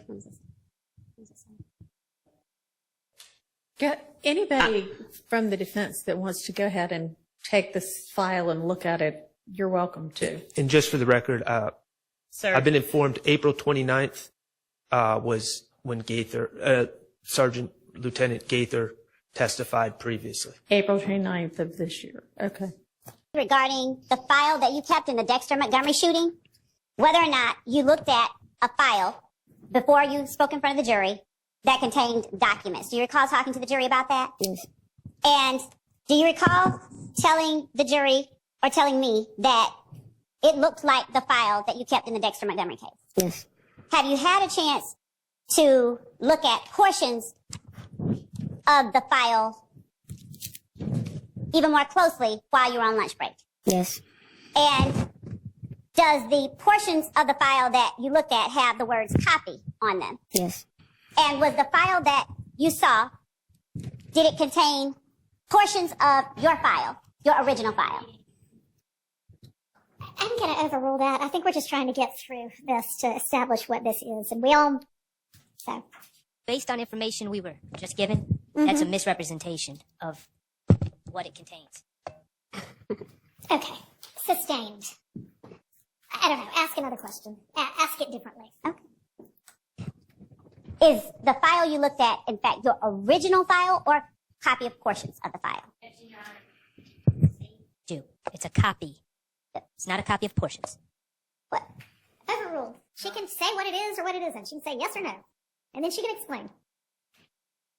From what I looked at, there are documents that were in my original file, and there are documents that were added to that particular file. Okay. It is not the original. It what? I don't believe that is my original file. Okay. And in your original file, did you have information regarding a kidnapping involving Demise McMullen? Yes. All right.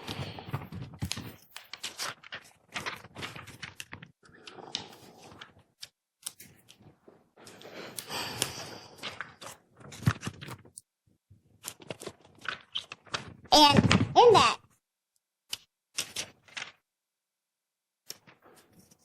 report involving the kidnapping of Demise McMullen,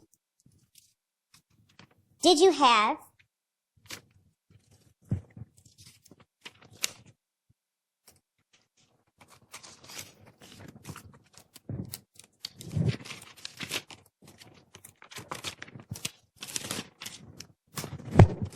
a phone number for Demise McMullen? Yes. And did you obtain or did you have someone on your behalf obtain records for that phone number? Yes. Cell phone records. Yes.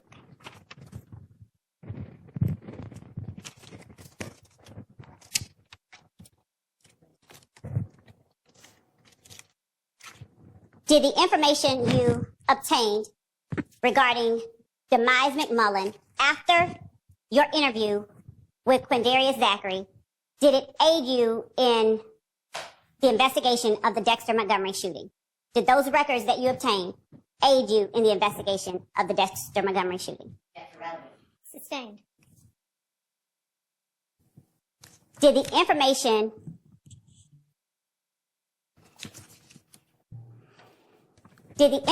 that you got from Quindarius Zachary about Nard, were you able to corroborate that information? Objection vague. Sustained. Were you able to corroborate whether the person listed on State's Exhibit 503 that you got from Quindarius Zachary was in fact Nard or Demise McMullen? Yes. Ma'am? Yes. Thank you. No further questions. All right. Is there cross-examination for this witness? Good afternoon, Detective Gaither, or Sergeant Gaither. Good afternoon. My name is Doug Weinstein. I represent Diamante Kendrick. Yes, sir. I just want to ask you a few questions about your interview with Mr. Zachary. In that interview with Mr. Zachary, when he is asked where he got the information about the murder of Donovan Thomas, at one point, Zachary says, Yak told me, correct? Yes. Okay. And then you asked him why, presumably why did Yak tell Zachary that information? You recall asking him why? I do.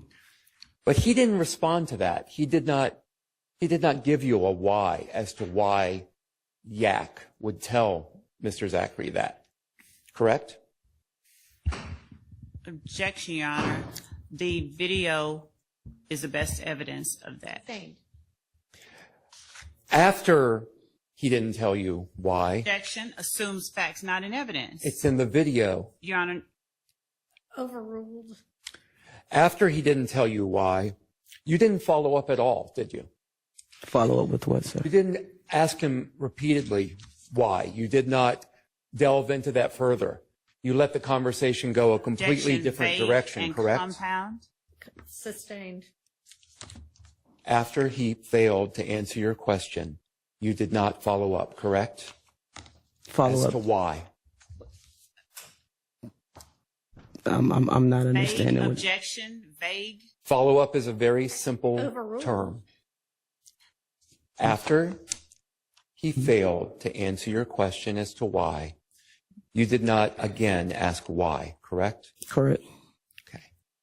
And you also asked a little later in that same interview, what exactly did they say? What exactly did Yak say? Do you recall that? At what portion of the interview? In what portion? You stated that About later 45 minutes into the interview. Okay. Okay. You say, what exactly did they say? What exactly did Yak? You don't use the word Yak, but you're referring to Shannon and Yak. Do you remember asking what exactly did they say? I'm not recalling which context or what part of the interview you're speaking of. Okay. So you don't remember asking what did they say? I don't know. I'm just want to ask, you don't remember? Objection, Your Honor. Number one,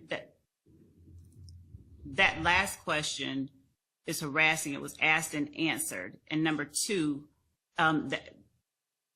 if Mr. Weinstein has something to, she says she doesn't recall or know what he's talking about. I can move on. It's fine. Okay. I'll withdraw the question. Mr. Zachary never told you in that interview exactly what Yak said, correct? He did. I'm sorry? He did. He did? What did he tell you that Yak said? From the best of my recollection, he stated that Yak told him about the murder as well. But you asked what exactly did he say? Right? That's what you asked him. What did Yak say? For example, correct? I asked him what did Yak say, yes. Right. And you asked also, what did Shannon say? Do you recall that? I do. And do you remember allegedly Shannon's answer, what Shannon told Zachary?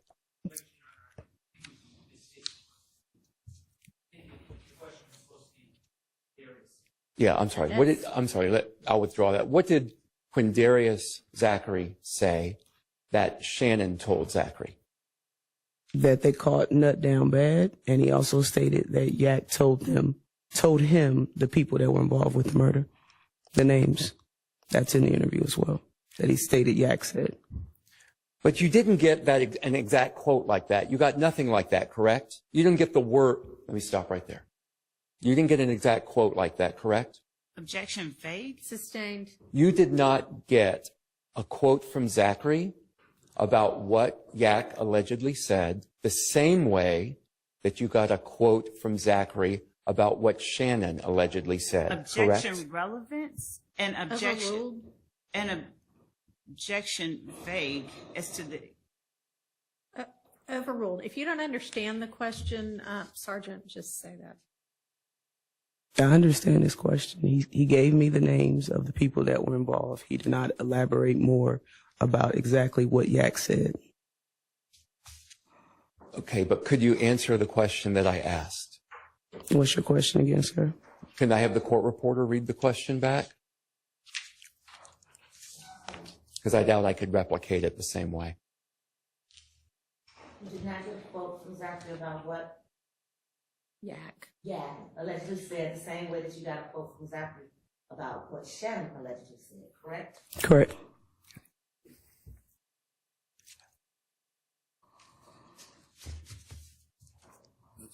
So you didn't really ask Zachary a lot of detail as to the specific information that Mr. Kendrick, Yak, allegedly said to Mr. Zachary, correct?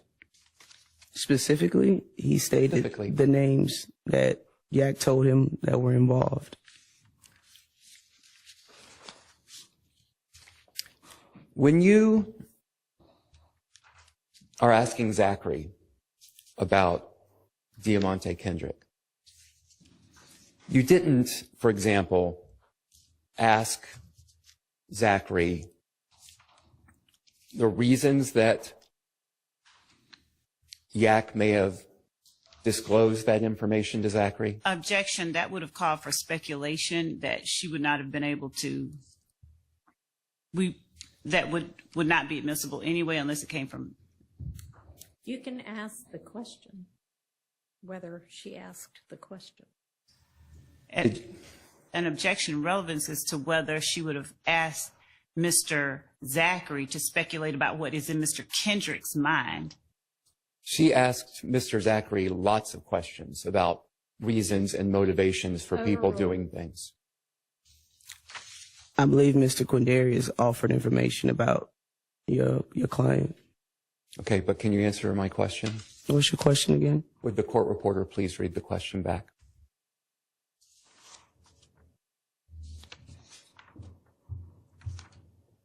Asking Zachary lots of questions about reasons and motivations for people doing things. You need the question before that. Yeah. No, it's my fault. I'm sorry. Thank you for your help. Could you read the question before that part? There's going to be a lot of back and forth between the two of them before you get to the question. When you're asking Zachary about Diamante Kendrick, you did, for example, ask Zachary the reasons that Yak may have disclosed that information to Zachary? Did I ask him the reasons? Yeah, did you ask him the reasons? No, I did not.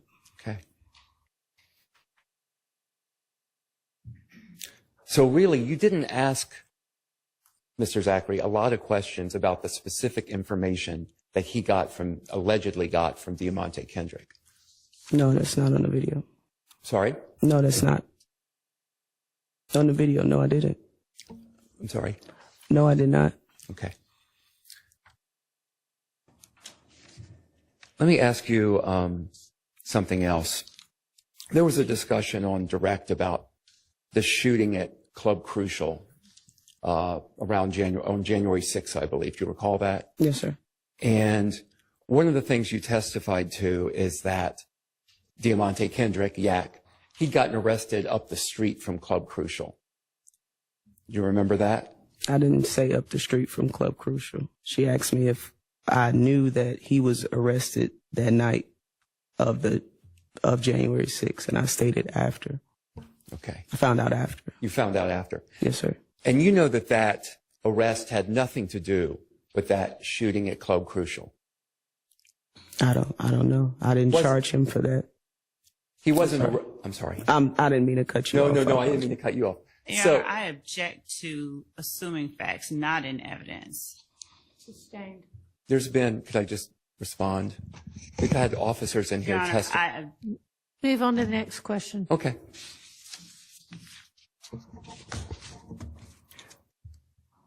Also, earlier today, you testified when we're talking about how you corroborated information, that one of the ways you corroborated the information that Mr. Zachary gave you was because Zachary, Sledge, and Turner all were from Capitol Homes. Do you recall that? How I corroborated information? Yes. I don't believe I answered. Corroboration came from them because they were from Capitol Homes. That wouldn't make any sense, would it? Objection, Your Honor. Relevance and overruled. That wouldn't make any sense, would it? To who? To anyone, that you corroborate information because they are from Capitol Homes. Your Honor, objection. Number one, it mischaracterizes the testimony. Sustained.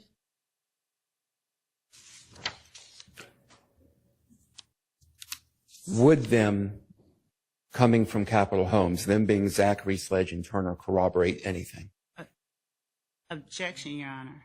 Relevance. Overruled. Would that corroborate anything, the fact that they are from Capitol Homes?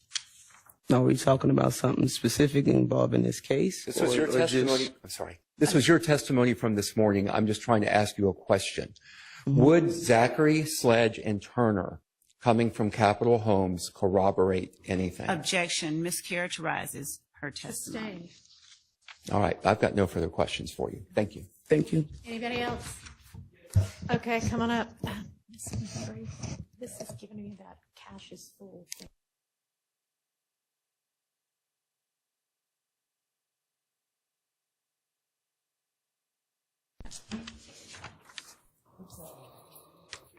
Right here. He's the court. Former Sergeant Gator. Retired Sergeant Gator. I think you know this, but my name is Max Schardt. I represent Shannon Stillwell. Yes, sir. I want to first talk about this file. May I approach the witness with the file? You may.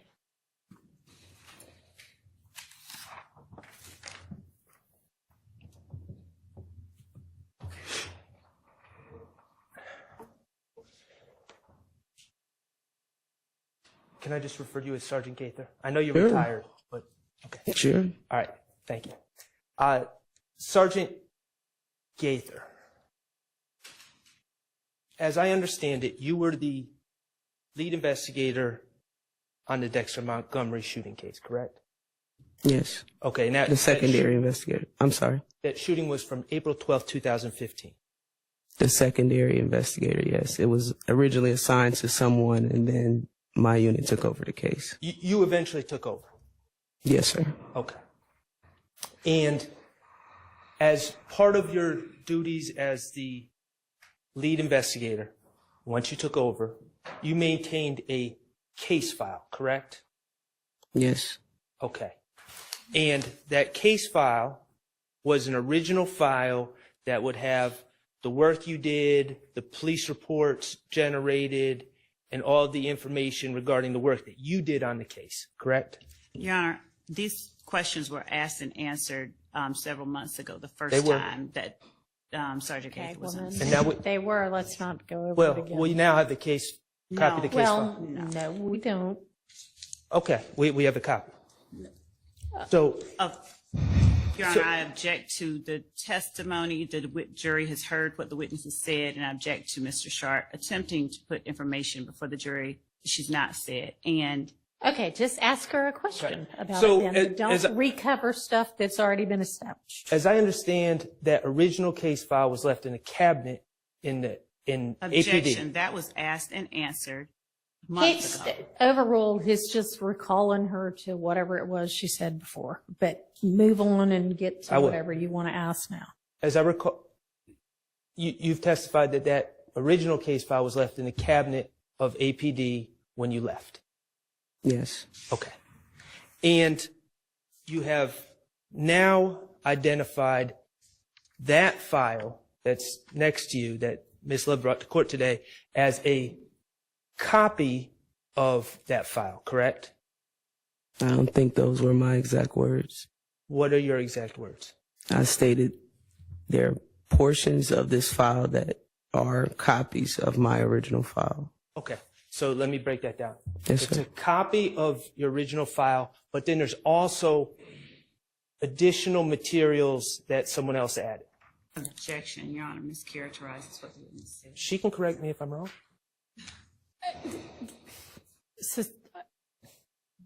Overruled. Is that correct? That it was your original file? That's a copy of your original file, and then someone else added some other documents. I cannot tell you if that is my original file because I don't remember all of the contents of the original file. There are portions and documents of things that were in my original file that are now in this folder right here. And there are also portions that I don't know where they came from that are in this folder as well. Okay. And when you make a copy of your original file and send it to the DA's office, you would want to include the pertinent parts of your investigation, correct? Sure. Because they're the ones that are going to be prosecuting the case, the DA's office. At what stage of the case, like I stated to this gentleman here, different stages of the case going through the court system, you will receive different pieces of evidence. Maybe starting in the beginning, like the complaint room, you may not have all pieces of evidence or documents that'll end up in your original file at the end.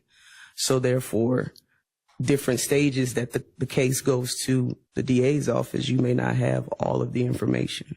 It would contain the information for the work that you had done up to that point. In the original file? Yes. Or portions of the file? At different stages, once again, you will receive different pieces of information. Okay. When I'm done with the case, all the information that I have for a particular case will be in that original file. Right. And then the original file is copied and sent to the DA's office. Correct? Sir, I don't know a different way to explain to you what I'm saying. I don't know. Your Honor, objection as to relevance and objection, she's asked and answered. Sustained. Okay. As the lead investigator of the Dexter Montgomery case shooting back in 2015, do you remember the names Cornelius Davis, Carrion Mooney, and Christian James? Objection, Your Honor. These were covered months ago. The same question was asked and answered. We're calling it for the jury and for the witness. Go ahead. Do you recall the names Cornelius Davis, Carrion Mooney, and Christian James? Yes. Okay, they were individuals that your investigation led you to believe were in the car with Dexter Montgomery at the time he was shot, correct? Your Honor, this, again, asked and answered, so objection. Okay, I mean, I don't know what we're getting at here. I'll get there soon. Get there really soon. Those are individuals that were in the car with Dexter Montgomery per your investigation? They were victims in that case, yes, sir. Okay. And they were also witnesses? Sure. All right. Your Honor, I would like to play some prior testimony from April 29, 2024. Your Honor, I object. Of this witness? Yes. I object to the jury has already heard the testimony. For what purpose? Y'all approach. If you didn't mean to shoot him, why didn't you call 911 to get him some help? So immediately after you shot him, then what happened? I went outside and I saw him laying out there. Is he still breathing? Yeah, he's breathing. I didn't say that. Well, you know this is not funny, man. Your roommate's dead. And then she said on numerous occasions you told her that you were going to kill him. That is what I emailed after Mr. Steele was given an opportunity to call me and meet with me, and he did not meet that time. So therefore, I was not going to keep rearranging my schedule because he did not meet that time. I'm not going to ask you anything else about the case file. Let's talk about August 5th, 2015. Okay, that was the date of the interview with Mr. Zachary, correct? Okay.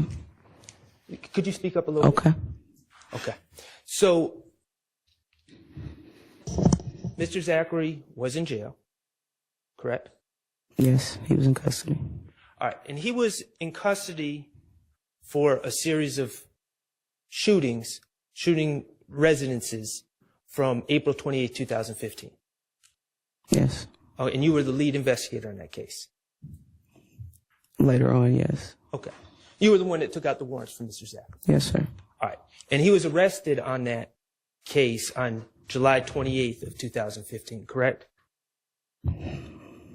Sounds about right. Okay. I'm not sure the exact date. The charges Mr. Zachary was facing, is you took out the warrants, 3 counts of ag assault. If you can remind me what the case, the charges are, the actual warrants, I don't know off the top of my head. Okay. Everything he was charged with. Aggravated battery for shooting Denise Bell. If you have something that can refresh my memory, I don't know of all of the exact charges. Okay. Off the top of my head. All right. Did you charge him with aggravated battery? Your Honor, the question has been asked and answered if Mr. Schardt would provide something. She's asking for something to refresh her memory. She says she doesn't know the exact charges, so I'm trying to work through it with her. Do you recall charging him with aggravated battery for shooting Denise Bell? Yes, I'm speaking of when you say counts. I can't recall how many exact counts is what I I'm understand, saying. and I'm not going to press you on that. Okay. Criminal damage to property. Okay. Was that gang charges? It sounds about right. I don't know off the top of my head everything that he was charged with. You charge him with gang charges, gang act violations? Yes. And you charge him with possession of firearm during commission of a felony? That sounds about right. All right. And he also had pending, he was still on bond for it, but he had pending the case from May 5th of 2015 when an officer found a gun in Summer Good's car, correct?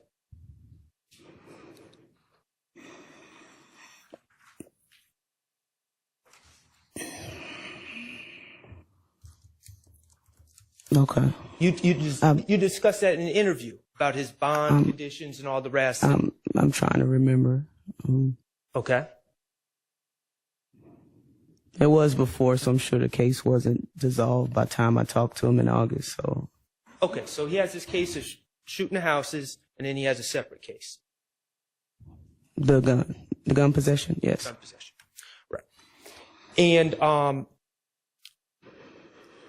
at the time on August 5th, from July 28, 2015, when he was arrested, to August 5th, he didn't have a bond, right? I don't recall. Okay. All right. You talked about calls that were made in the beginning of that. You said something to the effect, this is not a quote. Your people are calling me, so, I'm here now. What do you have to say? Okay. Is that paraphrasing? Is that sure right? All right. And I think you testified that you gave your number to certain people related to him. Who did you give your number to? His mother. His mother. Okay. Is that your standard practice, to give your number to people that you arrest? Yes, or the family, the family members of people you arrest. A search warrant was executed at her home. So a lot of people have my phone number. It's a common practice of mine, yes. Okay. Kenneth Copeland, did he have your number? You're aware that he had my number? Okay. Did his family members have your number? I don't think I spoke with any of his family members. What about Miss Quarterman? Did she have your number? I believe so. Okay. And that was his girlfriend at the time? Mother? His child's mother, yes. All right. Demekion Garlington, did he have your number? No. Did his family members have your number? Yes. Okay.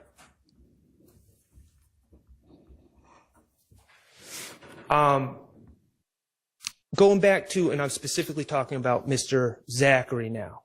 Mm-hmm.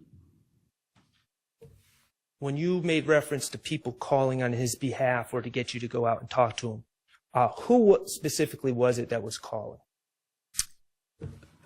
The best of my memory, it was his mother and his girlfriend at the time, Miss Good. Okay. And these calls would have taken place in between July 28th, 2015 and August 5th, 2015. Is that fair to say? These calls would have happened after his arrest?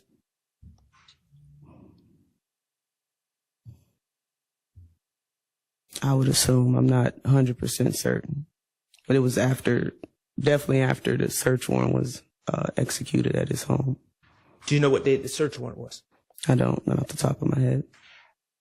How many times did his mother call you? Objection, Your Honor. Relevance and... How many times did Summer Good call you? Relevance. Objection. Let me ask you, are there any reports regarding these phone conversations you had with Mr. Zachary's mother or girlfriend that you generated? No. Okay. Were these phone calls you had with Mr. Zachary's mother and girlfriend, were they recorded? I don't believe so.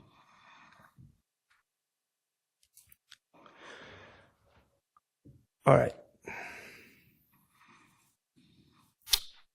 On direct, you talked about your practice of not revealing your cards first. Remember that? I don't think I used the word cards, but I understand what you're saying. Okay. Well, I'm not directly quoting you. Okay. But the idea that you hold back your information because you don't want the person that you're interrogating to know what you know and then structure a story around what they know you know. Okay. Does that sound about right? More or less, yeah. Okay. People lie in the interrogation room, don't they? Objection, Your Honor. One, relevance as to what people do, and two, speaking on the veracity of a witness is exactly the thing that the court has instructed the witness not to do. That's not as to a particular witness overruled. And Your Honor, then objection, relevance as to what other people do. Sustained. Okay. You hold back information because you're concerned about people crafting their lies around what they would know you know. Objection, Your Honor.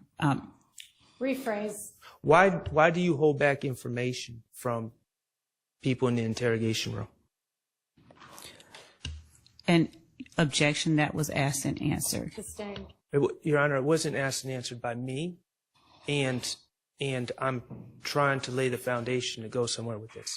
Okay, well, you just asked the question very similar to that, so. Well, it was my recollection was objected to. That's why I'm asking open-ended now. Why do you withhold? I asked if she withholds information. Now I'm asking, why do you withhold information from people in the interrogation room? Your Honor. You just asked her about the testimony she gave on direct as to why she did that. And she answered that, yep, that was pretty much it. Okay.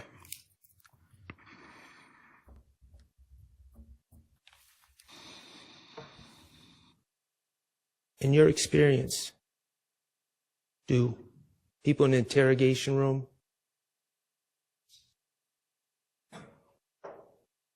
try to protect themselves? Objection, relevance as to what people in the interrogation room do. Are we speaking about a particular case? I mean, everybody's different. I'm talking about in your experience. In my experience, everyone is different. They have different reasons and motivations for what they say. In your experience in the interrogation room, do people attempt to shift blame onto others? Everyone has different motives and tactics that they use to try to outsmart us. Unless you're talking about someone specific, I don't want to just generalize all of my experience and all of my interrogations. Okay, well, all right, let's talk about a specific example that came up on direct. Okay. Ms. Love asked you about Quindarius Zachary informing you that Kenneth Copeland, and Antonio Sledge Moontunk shot shell kill on Martin Luther King. Shot at shell kill on Martin Luther King. I don't know. Objection is to, she asked. you know what? I withdraw it. I'll let him ask the question. Thank you. Do you remember? Shot at Kelvin Watts? Yes. Yes. Do you remember being asked about that? Yes. Okay. And you were asked if Woody admitted to that when you interviewed him, right? Okay. And you chuckled. I don't remember chuckling. Just now or then? No, then. I don't recall. Okay. I want to say, of course not, is what I stated. Of course not. Of course not. Why did you say of course not? Because we all know that he didn't. We watched several interviews with him, and he did not state anything about that. Okay. That would have been against his legal interests, right? Objection, Your Honor. As to Sustained. In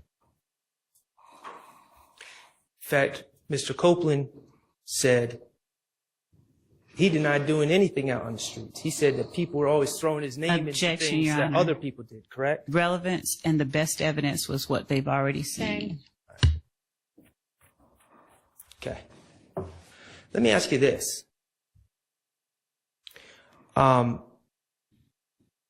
You, as an investigator, wanted to talk to Mr. Zachary when you had him in the interrogation room about things he was accused of first. That was your first line of questioning, correct? The case that I had for him, yes. Right, the shooting up the houses from April 28th. Correct. All right. Your Honor, permission to publish DS-41A. Those are all part of the. Yeah. Right, and it's 21851 to 22201.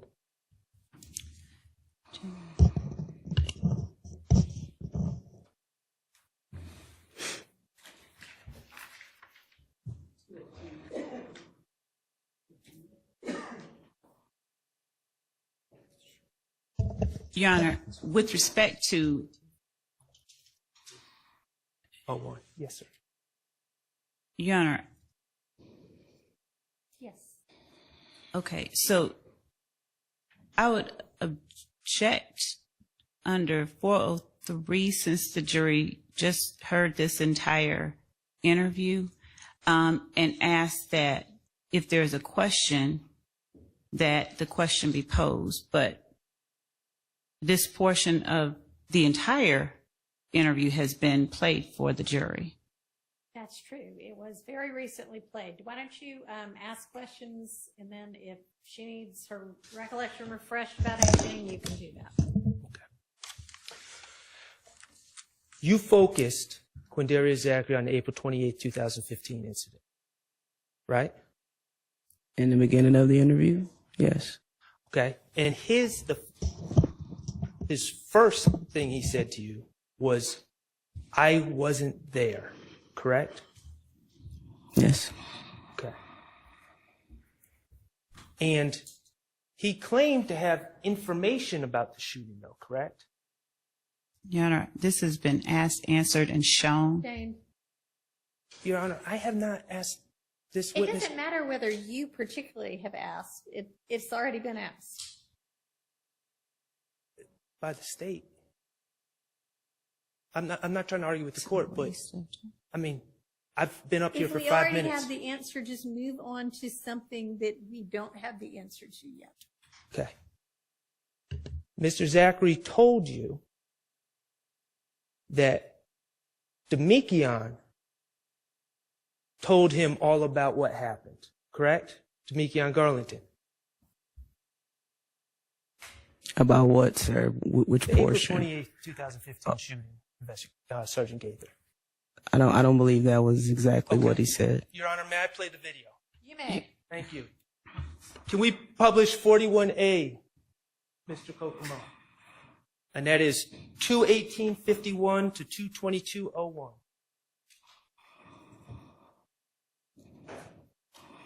Talk about this is what you've been charged with.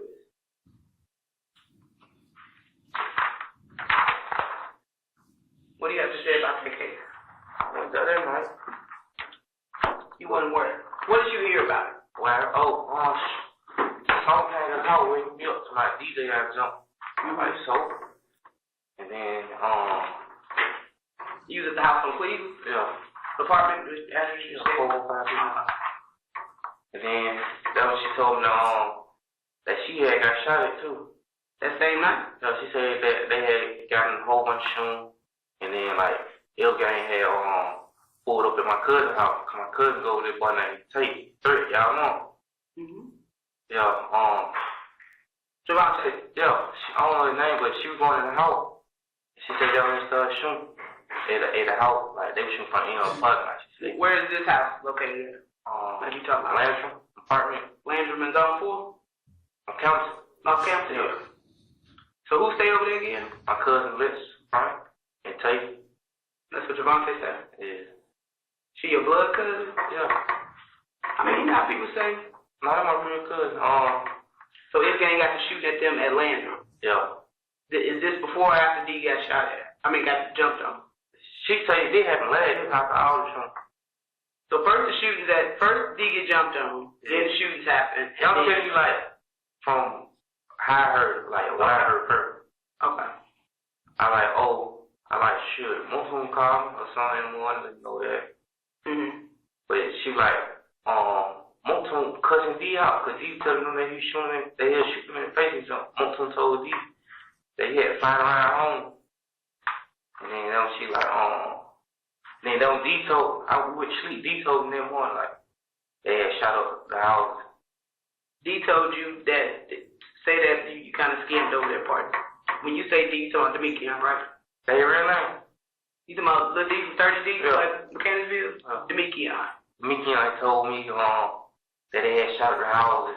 That who had shot at the houses? Him, Tay, and who it was, Shannon. He just told me nothing. He said him, Tay, Shannon, and some other boy named Trey Dunn. He would take. Named Trey Dunn? Yeah. He told you personally? Yeah. How did he tell you over the phone? Nah. In your face? Yeah, he go my house. So I was sitting there and he told me that they had shot the house, he said, and then that when they shot up Larry where Tay stayed. So if gang came back, yeah, and shot up Tay house? Yeah, someone right there. Like, I guess. So, after seeing that video, you would agree that Mr. Zachary first said he wasn't there. Yes. But he said he had information about what happened. Right? Yes. And he said he got that information because Demekion came over his house and confessed it all the next day. Your Honor, he didn't use the I word object confess. to the best evidence. And so. Okay, overruled. Did you finish your question? That his source, he claimed his source of information was not from being there, but from Demekion telling him the next day. Correct. And also that portion, that first story that he just told about Demekion telling him and all of this was a lie, that he was actually there. Well, I understand that, but that's what he told you. I'm not asking if it's true. That's what he told you. Yes, that's what he told me. Okay. And you had records, phone records. So I'm not asking you to comment on anyone's veracity, but you weren't believing what he was saying. He wasn't fooling you when he told you that. Your Honor, this is asked and answered, so objection. Sustained. Okay. Later on, you called him out. When I say later on, I'm talking about just after that clip. You called him out on what he was saying, correct? You Your Honor, challenged him. Objection under 403. They've just heard, and she's been asked. Okay. He's trying to do his examination, so I'm going to overrule that one. Thank you. You challenged him, correct? Yes. Okay. And he pled with you. He said, I'm being honest.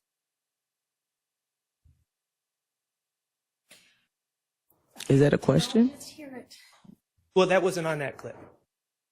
That wasn't on that clip. He told you in the interview room he was being honest. Objection, Your Honor. They saw it on the other clip.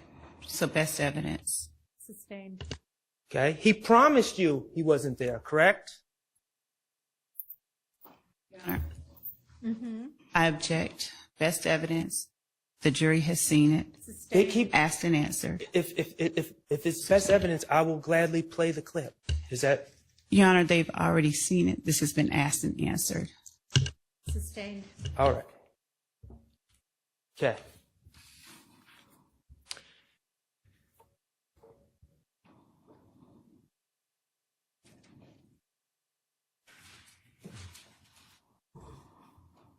Still talking about April 28th. Okay.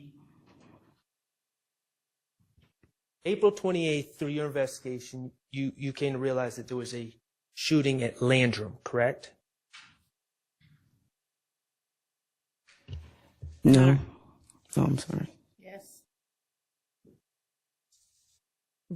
I would object. Asked, answered, and best evidence. Overruled. You're the lead investigator in the case. There was a shooting at Landrum, correct? That's what Mr. Zachary stated. I don't believe I was able to find any evidence that occurred. Okay. Just best of my recollection, I don't believe I. That's fair. Mr. Zachary claimed that his cousin Alexis Bryant and his girlfriend Summer Good were in that residence at Landrum when that shooting occurred. What he was claiming was a shooting occurred, correct? Okay. Yes. All right. And the story was that Summer Good, his girlfriend, called him for help. Correct? Yes. All right. And as lead investigator on this case, you're aware that at Adele and Drew Drive, the subsequent shootings for which Mr. Zachary was charged, there were shell casings found on those scenes, correct? Okay. Yes. Is that correct? Yes. Okay. And Mr. Zachary, you're aware that he was arrested with a certain gun on May 7, 2015. A certain gun? Yes. Yes, he was arrested with a firearm. Okay. And that was 9 days after the April 28th shooting, correct? Yes. All right. And the ballistics from the shell casings at the scenes that you were investigating matched the ballistics Your of the Honor, gun I'm going to that object Mr. based on hearsay unless there's a stipulation. So I'm going to Sustained.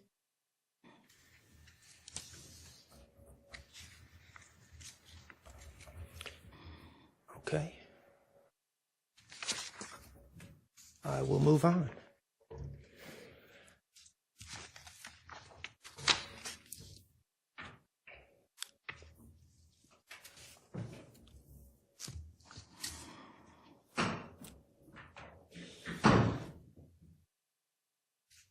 Mr. Zachary, in his statements to you,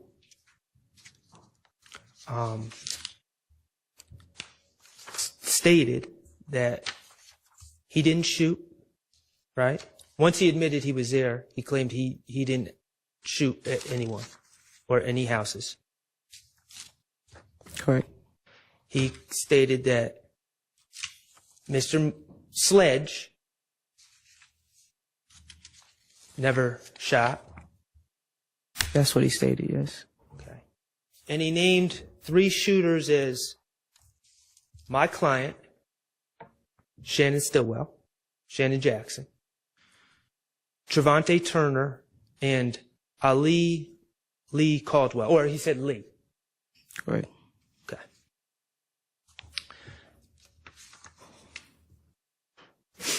And you have said in court that you looked at some social media post with Trevante and Lee in it, correct? And Traydon, yes. And Traydon. Okay. Shannon was not in this social media post. No. Okay. When did you look at this social media post? The exact date I'm unsure of, but it was during the early portion of this Operation Planners, Donovan Thomas murder investigation with the retaliatory shootings. So that had been in 2015 you looked at this social media post? Yes, the early part of 2015. Okay. Did you print out that social media post? Printed? No. Do you have that social media post? I did. It was on a terabyte jump drive that I had that was damaged when the city of Atlanta had some type of cyber attack. But I did have the actual photograph of it. So we don't have that social media post in court here today? I don't know if Miss Love them have it. I don't have it. Okay. Regardless of this post that you found involving that had Trevante Turner and Ali Lee Caldwell in it, you never charged Trevante Turner or Ali Caldwell with anything regarding April 28, 2015, correct? Your Honor, I object based on asked and answered and 403, asked and answered in depth. Overruled. No, there was no corroborating evidence to say that they were involved.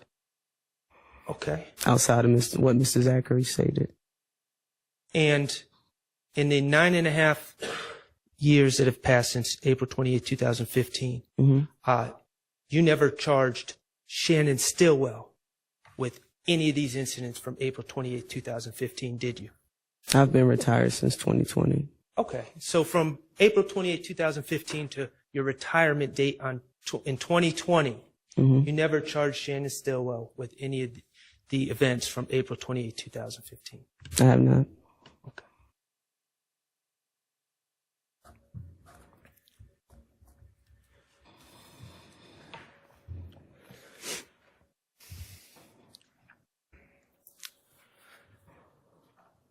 You talked to Mr. Zachary about the Lil Wayne bus shooting from 2015, correct?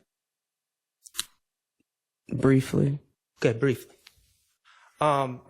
Did Quindarius Zachary ever claim to be on 285 or the highway when any buses were shot? I don't believe so. Okay, did he ever claim to be a witness to the actual shooting? No. Okay.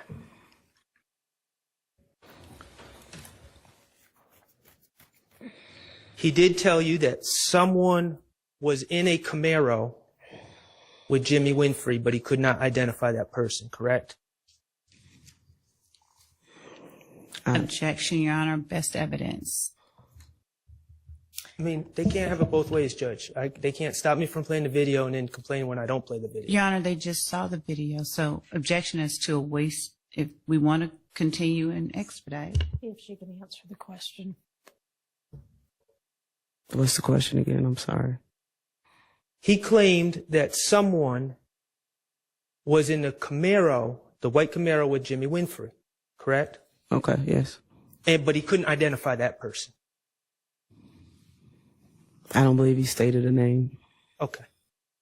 And he claimed that at Club Compound, he saw Shannon getting into Dolly is Jeffrey's sister, correct? Okay, yes. Dolly's Ford Explorer.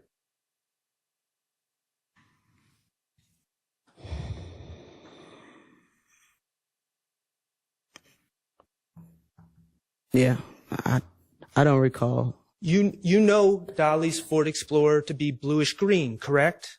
I'm aware of the interview, but I don't recall off the top of my head what vehicle he stated he got into. Okay. It wasn't the vehicle with him, with Mr. Zachary. You know Dolly's Ford Explorer to be bluish green, correct? Correct. So I've heard. Okay. Have you spoken to the bus driver who was out there that night on 285 driving Lil Wayne? I have no reason to speak to the bus driver. Are you aware? Your Honor, I'm going to object if Mr. Schardt is going to ask about another witness's testimony or anything like that. I don't know what he's going to ask about. Are you aware that the descriptions for the cars... Objection, Your Honor. That would call for speculation. She said she was not out there. And hearsay. Overruled. Are you aware that the descriptions of the cars involved given by the bus driver were a white Corvette? Hang on. Sustained with regard to hearsay at that point, yes. Do you have any idea what the descriptions given by the bus driver were? Objection, Your Honor. That's for the same reason, and it's irrelevant whether she knows what a description was. And Mr. Schardt has no good faith basis for asking. She has testified that that was not her primary investigation. She didn't speak with them. Sustained.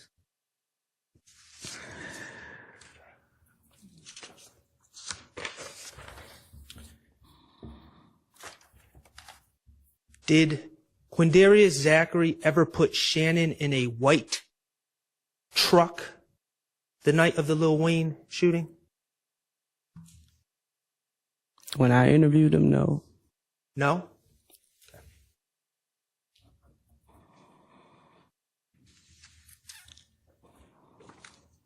Do you know of Shannon Stillwell ever being charged with the Lil Wayne bus shooting? Objection.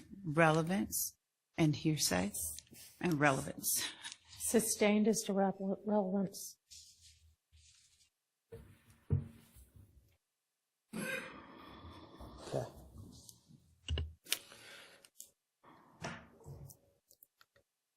Going to move to the discussion you had with Mr. Zachary about confessions allegedly given to him on the night of January 10th, 2015, okay? Okay. All right.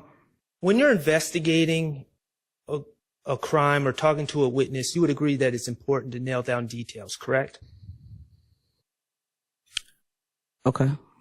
I mean, you can feel free to disagree. It's either yes or no. I don't know what okay means. Do I feel as though it's important to nail down details? Yes. Thank you. And at the time of this interview with with Quindarius Zachary, I know you weren't the lead investigator of the Donovan Thomas case, correct? Correct. That was Detective Thorpe, but you had a working knowledge of that case. Objection. Vague as to working knowledge. Overruled. Some parts of the investigation, yes. You had sat down with Kenneth Copeland multiple times, right? Correct. And all that was prior to your meeting with Mr. Zachary, correct? Correct. All right. Okay.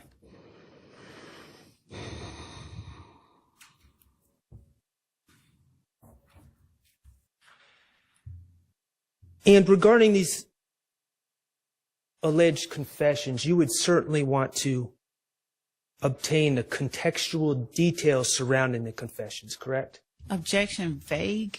Overruled. The confession as far as Mr. Thomas's death? Yes. And you would want to know the contextual details surrounding the Your Honor, confession. regarding alleged confession, it mischaracterizes what Sustained.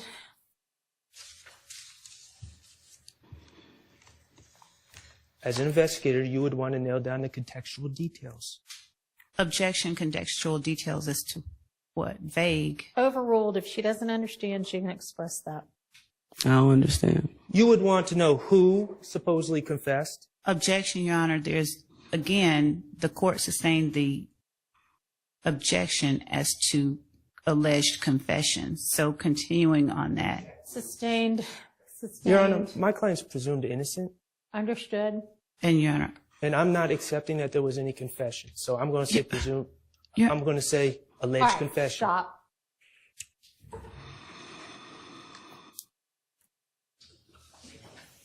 I'm going to excuse y'all.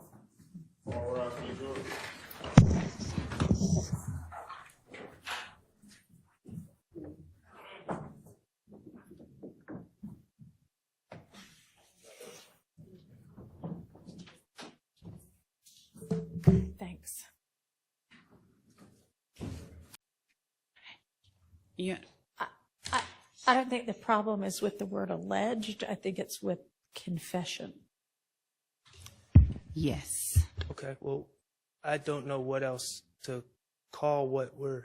I'm willing to call it whatever, except I'm not going. With all due respect, Your Honor, I'm going to not run afoul of the court, but I'm not going to call it a confession. Yeah, But- I think she agrees to that. I Okay, think well, then that's what- what her objection is. Well, Mr. Zachary is saying that my client, Mr. Zachary said, he's not saying it now, said that my client came up to him and said he just killed someone. I don't know what other term that Ms. Love would prefer me use. I'm willing to use another term, but I don't know what Do you else have to call another that. term, Ms. Love, that would... Statement, co-conspirator hearsay, Your Honor. A confession is something We're not made going to. to use that.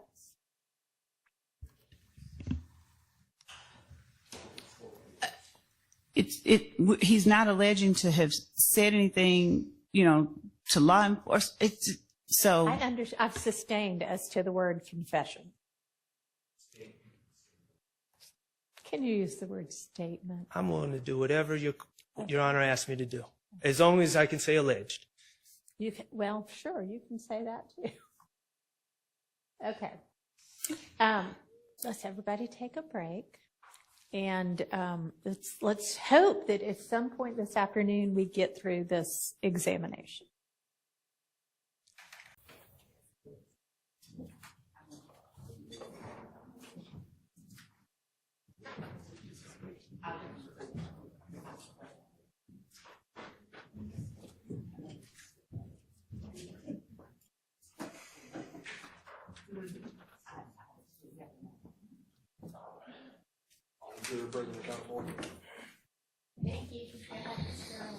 Thank you, Your Honor. May it please the court. Welcome back, Investigator Gator. So, we were talking about an investigator when someone you're interviewing is saying someone else made a statement to them or an alleged statement to them. Okay? Okay. I'm asking, as an investigator, you would want to obtain from the person you're interviewing contextual details about this statement that was supposedly given to them, correct? Yes. Okay. And those contextual details would include, obviously, who said it, right? Generally, yes. Okay. It would include when it was said, correct? If you're just generalizing something, yes, or if you're speaking about a specific... As an investigator, someone is saying, Johnny told me this, and it's about what you're investigating. You would want to know when Johnny supposedly said this to the witness, right? Correct, but every investigation is different. So if you're speaking about context is not always the same in every case because every case is different. Okay, and we're going to get into specifics in a minute. Okay. You would want to know if anyone else was present for this statement to know if there's any other witnesses to the statement, correct? Generally speaking, I can't just answer that and put all of that in one box, Mr. Schardt. If you speak, I'm still answering. Okay. I can't just put all of that in one box when you just say all investigations. All investigations and all confessions or interviews are not the same. As an investigator, when would you not want to know who else heard a statement? Objection, Your Honor. Relevance. Well, I was Harassing. Overruled. As an investigator, when would you not want those details? Explain to me a situation where you wouldn't want those details. There's not a situation that I would not want those details, but if we're speaking about something in context, a specific incident, all investigations are not the same. Yes, the generalized who, what, when, where, how, that's essentially what you want to obtain, but sometimes that's not always known by the person that's giving the information. Okay, but you would want to know it. That's what I just stated generally, sir. Okay. And you'd also want to know exactly what was said, as close as possible, the wording of what was said. Correct? Correct. All right. Okay. So let's talk about what Quindarius Zachary said other people said to him during that interview on August 5th, 2015. Okay? Quindarius Zachary claimed that Nard, Demise McMullen, confessed to him during that interview, didn't he?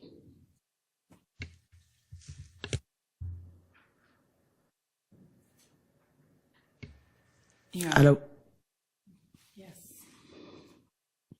With respect to the confession part, Oh, okay. Can you rephrase? Yes. Quindarius Zachary, in that interview in August 2015, claimed that Demise McMullen, also known as Nard, made statements to him about the Donovan Thomas murder. Correct? Yes. Okay. But at other parts of the interview, and I'm specifically referring to 254:33 to 254:49, he told you Nard didn't tell me nothing. Isn't that correct? Is that within the context of the murder? Yes. Oh. Okay. He also told you during that interview that he did not hear Nard say anything about it. Speaking of the Donovan Thomas shooting. Isn't that correct? That's what he stated in the video. Okay. So in the same interview, Quindarius Zachary told you that Nard confessed, or, well, I'm going to use his words, confessed at Thug's house. And he also told you in that same interview, Nard didn't say anything about it, and he did not hear Nard say anything about it. Isn't that correct? That's what the video states, sir. Okay. Quindarius Zachary said something did happen, then said it didn't happen in the same interview. You said that Quindarius Zachary was pretty consistent. That's what you said on direct. Is that a question, or are you just stating it? That's a question. Okay. On direct, you said that Quindarius Zachary was pretty consistent. Yes. Okay. Quindarius Zachary claiming Demise McMullen said something to him, and then later on in the interview saying Demise McMullen did not say anything to him. Do you find that to be pretty consistent? In the majority of Mr. Zachary's interview, he was consistent with the statements that he made. That was good enough? From your point of view? To be pretty consistent? Vague. Sustained. Okay. Let's talk about what Mr. Zachary claimed, the statement Mr. Zachary claimed that Mr. Kendrick gave to him. You actually asked him at 2:53:26 in the interview, you asked him for contextual details. You said, exactly what did Mr. Kendrick say? Right? Yes. Okay. And you asked him that because you wanted to determine the exact words. Correct? Yes. You also wanted to ask him where this was said, when it was said, correct? Yes. Okay. And when you asked Quindarius Zachary those questions about what he was claiming Mr. Kendrick said, he never answered, did he? I'm not certain. Okay.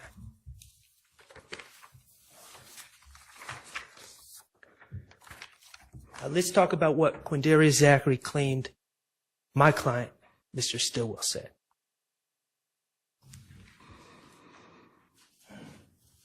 In this interview, you sought contextual details regarding what Mr. Stillwell supposedly said to Mr. Zachary, correct? Whatever you feel is contextual details. Okay, well, I want to be on the same page as you. You asked him where and when it occurred, correct? Yes. All right, and he told you at 2:51:15 in the interview that he, Mr. Zachary, and Moontoon, Mr. Sledge, had just pulled up to Thug's house, Thug's condo, correct? Yes. And that Shannon was planning on going to see some girls and then asked for a firearm, correct? Yes. And he told you at that point, before Mr. Stillwell went to see these girls, right when Mr. Zachary showed up, that's when he told Mr. Zachary. Objection compound. Sustained. Okay. Mr. Zachary told you it was at this time that Mr. Stillwell supposedly stated that he caught Nut down bad. No, I don't believe that was in that moment. Okay, Your Honor, may I play DS41D? You may. And that's 2:51:15 to 2:51:45.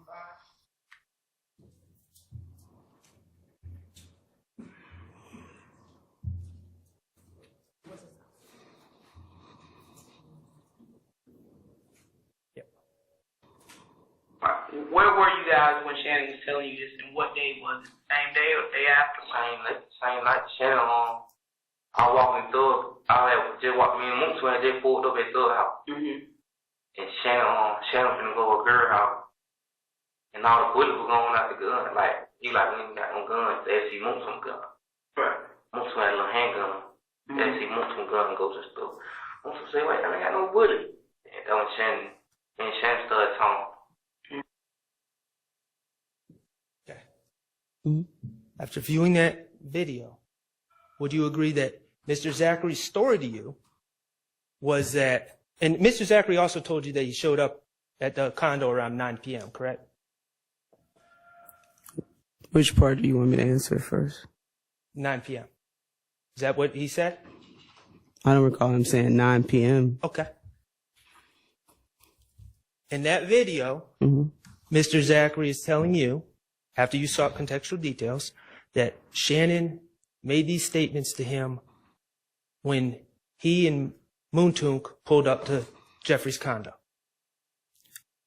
And I believe in the rest of that. In context, he stated that they didn't want to say anything in front of Moontoon because Moontoon talked too much. Okay. So I don't believe it was in this moment when they saw your client walking in that he told him in front of Moontoon. So what's your understanding? When do you believe it occurred? I believe he further states that he didn't tell him right in that moment, that he said it in front of Moontoon. Well, I mean, you'd want the details, so if that's not when it occurred, I'm asking you, when did this alleged statement from Mr. Stillwell occur? If not then? You probably should have asked Mr. Quindarius that while he was on the stand. Okay, I did. Okay. Are you aware You would agree that Mr. Zachary is talking about a time before Mr. Stillwell goes to see girls that night? Yes, when they saw him walking out of the condo is what he was talking about here. Are you aware that that story changed in 2017? Your Honor, I object to assuming facts not in evidence until Sustained.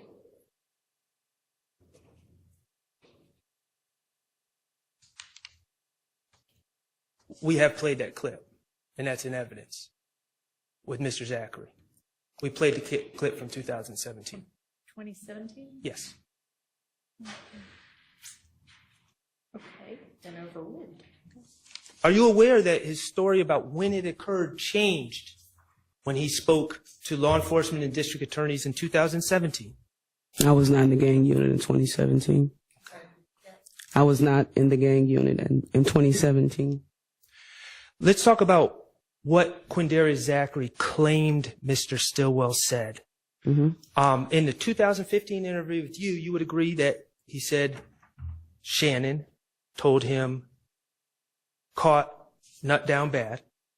They correct? caught nut down bad, yes. Okay. And he also, Mr. Zachary also claimed that Mr. Stillwell gave him details about what had occurred, told him what happened. Told him who was in the car, for instance. Yes. Okay, and told him about going to meet Bushi and riding around in the car, correct? Yes. Okay. Are you aware that in 2017... Your Honor, I'm going to object. If the witness has said she wasn't there in 2017, there's no good faith basis to ask if she knows anything about it. She says she never saw the video. So I'd object to lack of foundation. No good faith basis. Sustained. Are these changing stories pretty consistent? Your Honor, objection. Sustained. Now, you were asked if, on direct, if you made any promises to Mr. Zachary. Remember that? Promises about bond or promises about a lenient sentence. I believe so. Okay, and you said that you don't have the authority to guarantee someone a lower sentence, right? Correct. Okay, and you don't have the authority as a police officer, I'm not saying you personally, but as a police officer, you don't have the authority to guarantee someone bond, correct? Correct. And you didn't do that. You didn't make any guarantees, correct? Correct. Okay.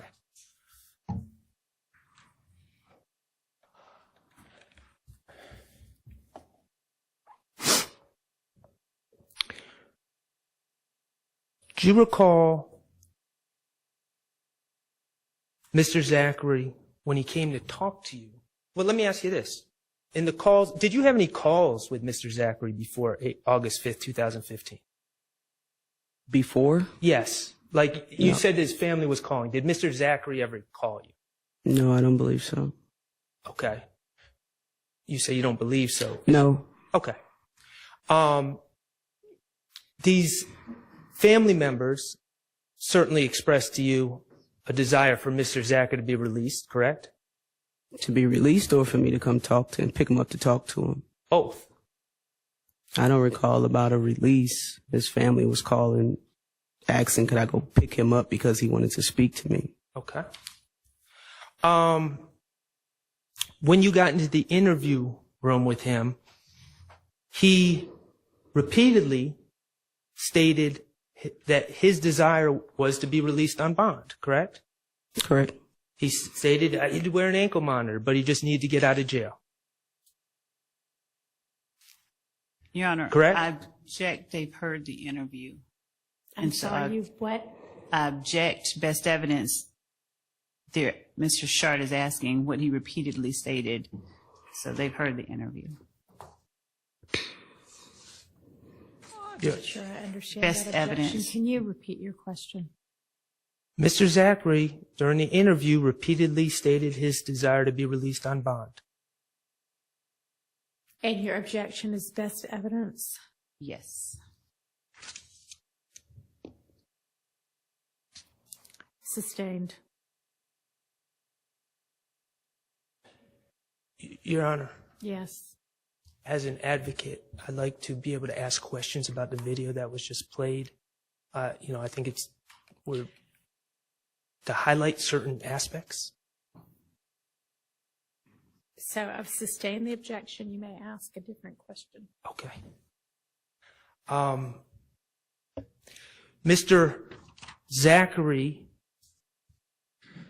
indicated to you that Summer, his girlfriend, had told him it would be in his best interest to come talk to you, correct? Yes.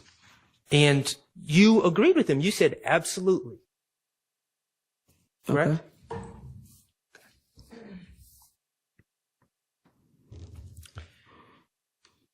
Now, when we talk about corroboration, that's something that you would do after the interview, correct? Check behind details or facts or claims, correct? Are we talking about if someone told me something? Yes. Yes. Okay, I would try to attempt to. Right, but that would be something done after the interview, correct? Yes. Okay, and you weren't corroborating things in real time with Mr. Zachary, were you? In the interview room? Well, if there was a piece of evidence that I had in hand, like Investigator Dennis had a video or I had phone records, I was able to corroborate in that moment. But if you're just talking about based upon just something he said that happened, no, I was sitting in the interview room with him. Right. So you certainly weren't corroborating. I understand you had the phone record for April 28th incident, but you had those on hand during the interview, correct? The April 28th incident phone records? Yes. Okay.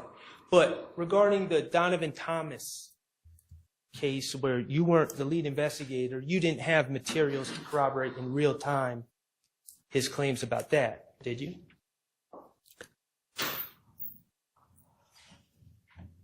I'm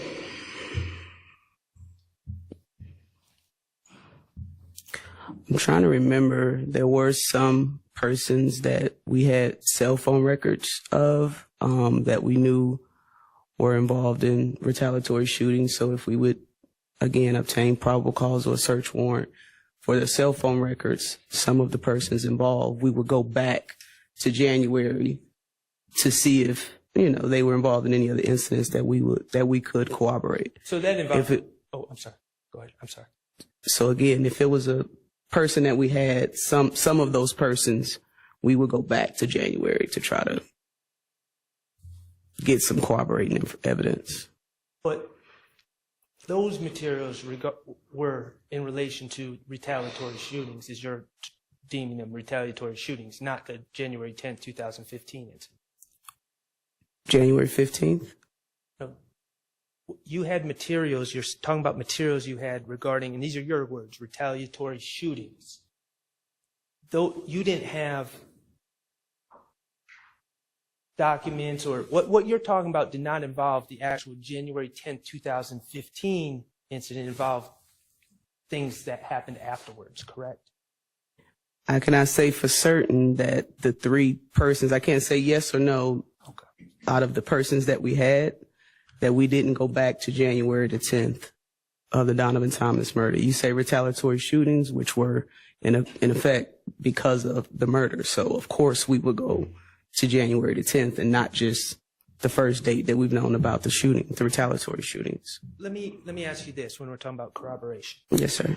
During that interview at 3:36:10, Investigator Dennis tells Quindarius Zachary, "You're doing great. You're doing a great job. I can't express to you the magnitude of what you're saying." Correct? Yes. Okay. And at 3:36:57, during that interview, Investigator Dennis says, "These next couple of hours will determine the rest of your life." Correct? Yes. And then, of course, Mr. Zachary asks, "Can you release me on house arrest?" Right? Okay, yes. And during that interview on August 5th, 2015, you told Mr. Zachary, I'm going to get on the phone with the DA ASAP. You have my word, correct? Yes. I have no further questions. Okay. Are there other defense attorneys who have questions for this witness? All right. Horrible.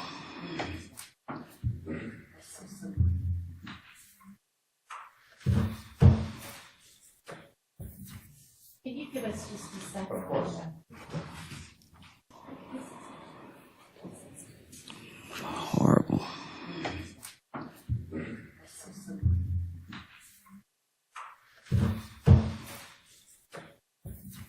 Can you give us just a second portion?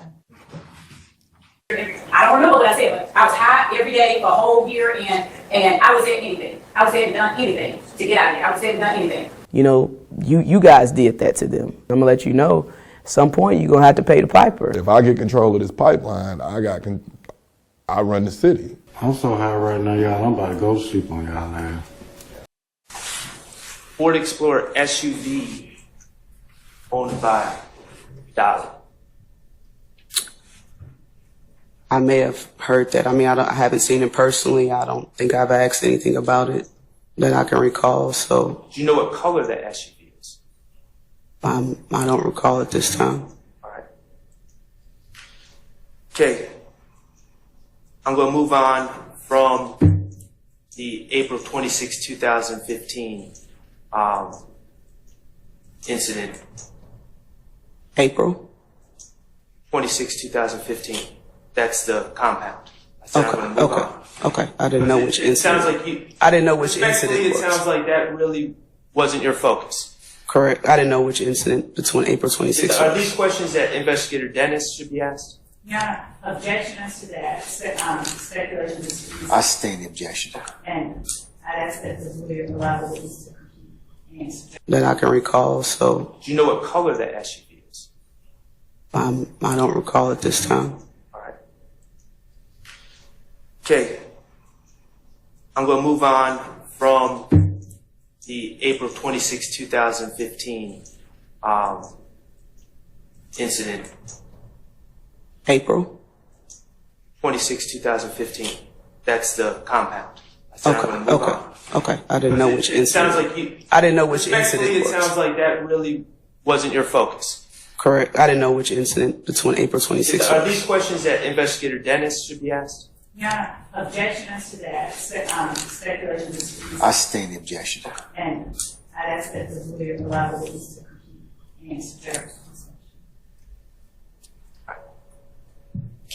In the Dexter Montgomery case, you took over the case at some point. Case was assigned to me, yes, sir. Okay. And one of the first things you did is obtain surveillance from the Citgo gas station, correct? One of the first things? No, that wasn't one of the very first things I did. Okay, did you obtain surveillance from the Citgo gas station? Eventually, yes, sir. Okay. And last week, you testified that you were able to contact someone who was able to obtain it for you, correct? Yes. Okay. And what agency were they from? Atlanta Atlanta PD. APD? Yes, sir. And who's the person that you contacted to go get that surveillance video? I believe it was Investigator Teague. He's with the Homeland Security Division, and his responsibilities are collecting surveillance video upon request.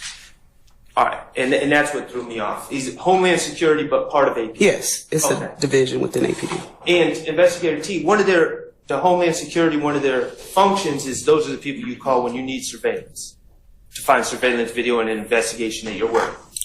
That's who I contact when I need something. When I needed something. I don't know of all of his functions or job responsibilities. And to your knowledge, no one needed to get a warrant to get the Citgo gas station footage, right?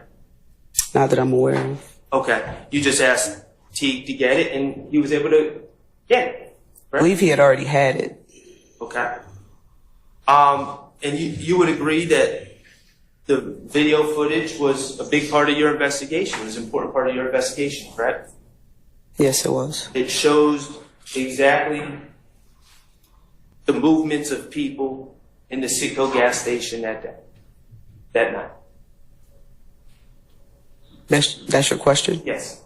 Yes, it shows. Yes. How, to your recollection, how long did it take APD Officer Teague, Homeland Security, to obtain the surveillance footage? Objection, possible speculation. If she knows. I'll overrule the objection. You can answer it, madam, if you can. I'm not certain. All right.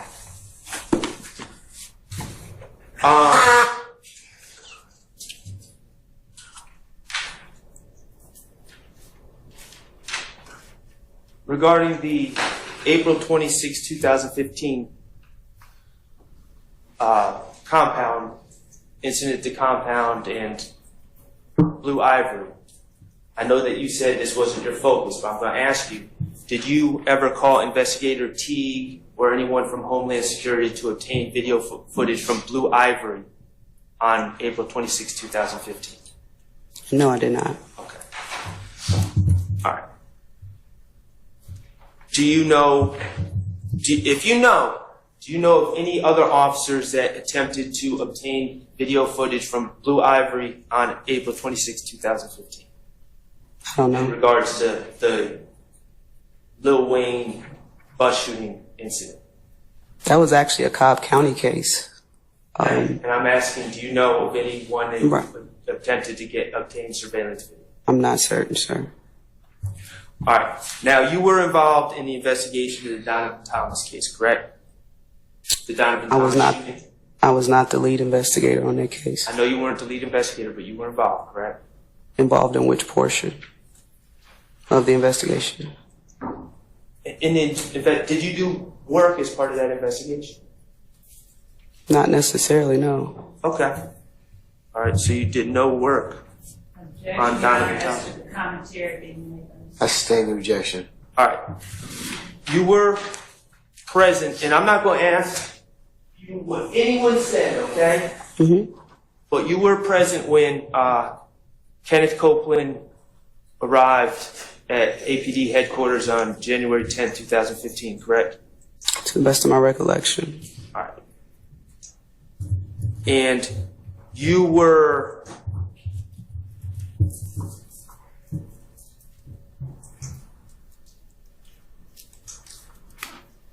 let me just ask you this. You aware of a green store?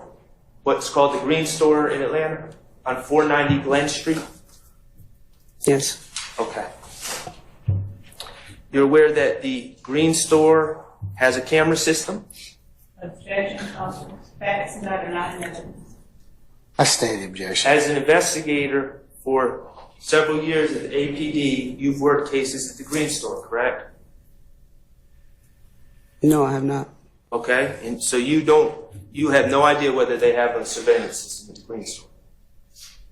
An objection is debate. I sustain the objection.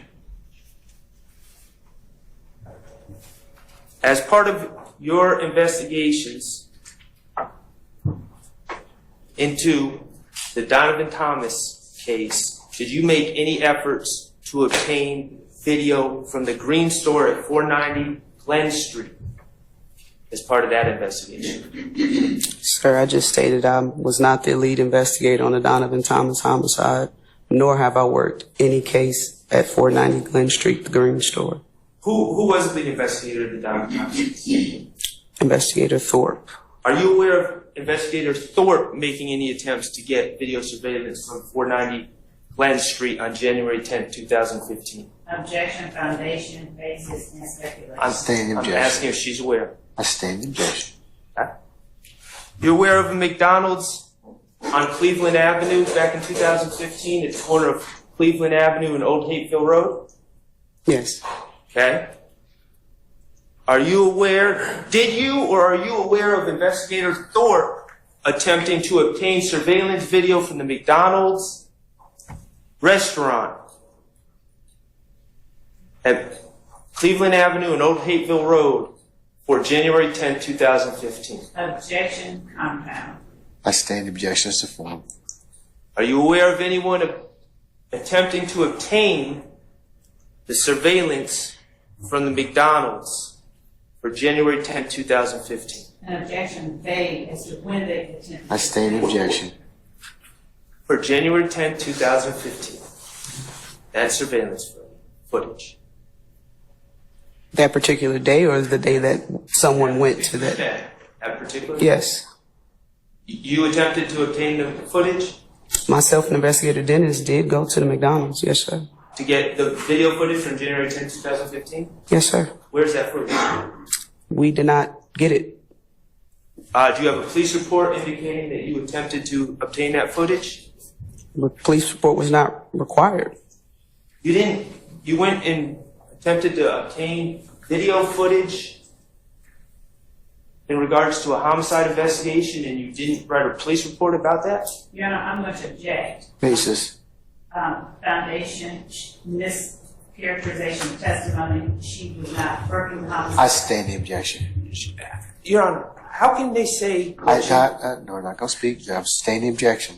You can rephrase it. Do you have a police report indicating that you did that work? That's ask and answer. Move on. Okay.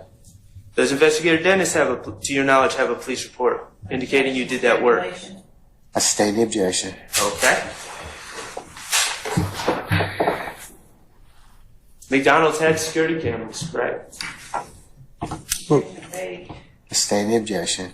Your Honor, the McDonald's on Cleveland I Avenue. stand the objection. Move on. Hey, she said vague. I'm making it clear. All right. The McDonald's on Old Hateful Road and Cleveland Avenue. It has security cameras, correct? Objection vague. On January 10, 2015. Okay. So you mean the answer? Yes. It appeared to be video cameras on the outside of the McDonald's, yes.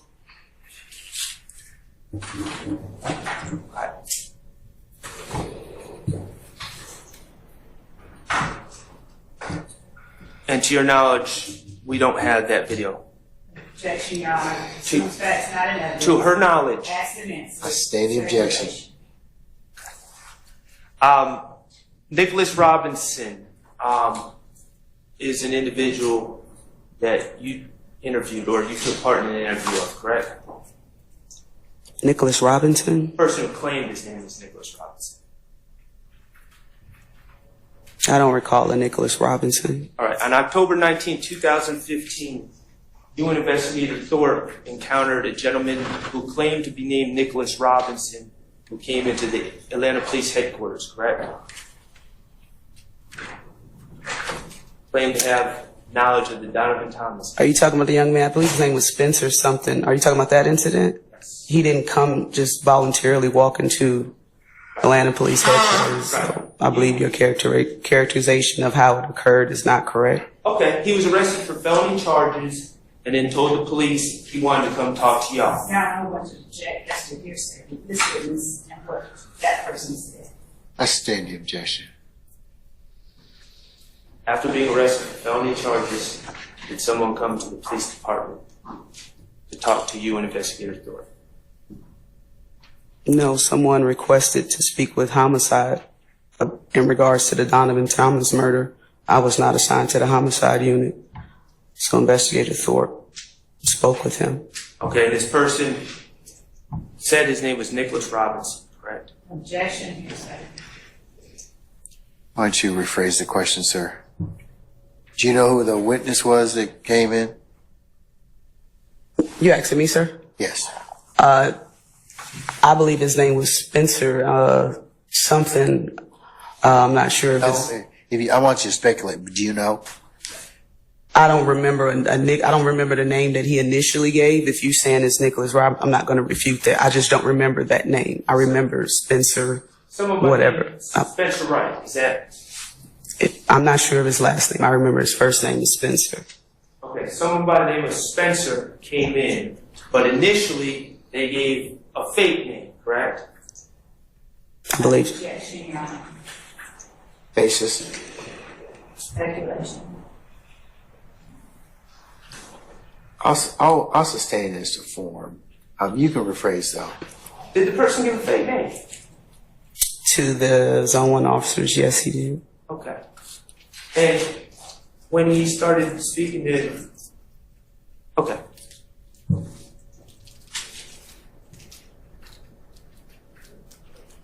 You testified on, I believe on Tuesday, that your practice when you're interviewing people is to make sure you get their name and date of birth, correct?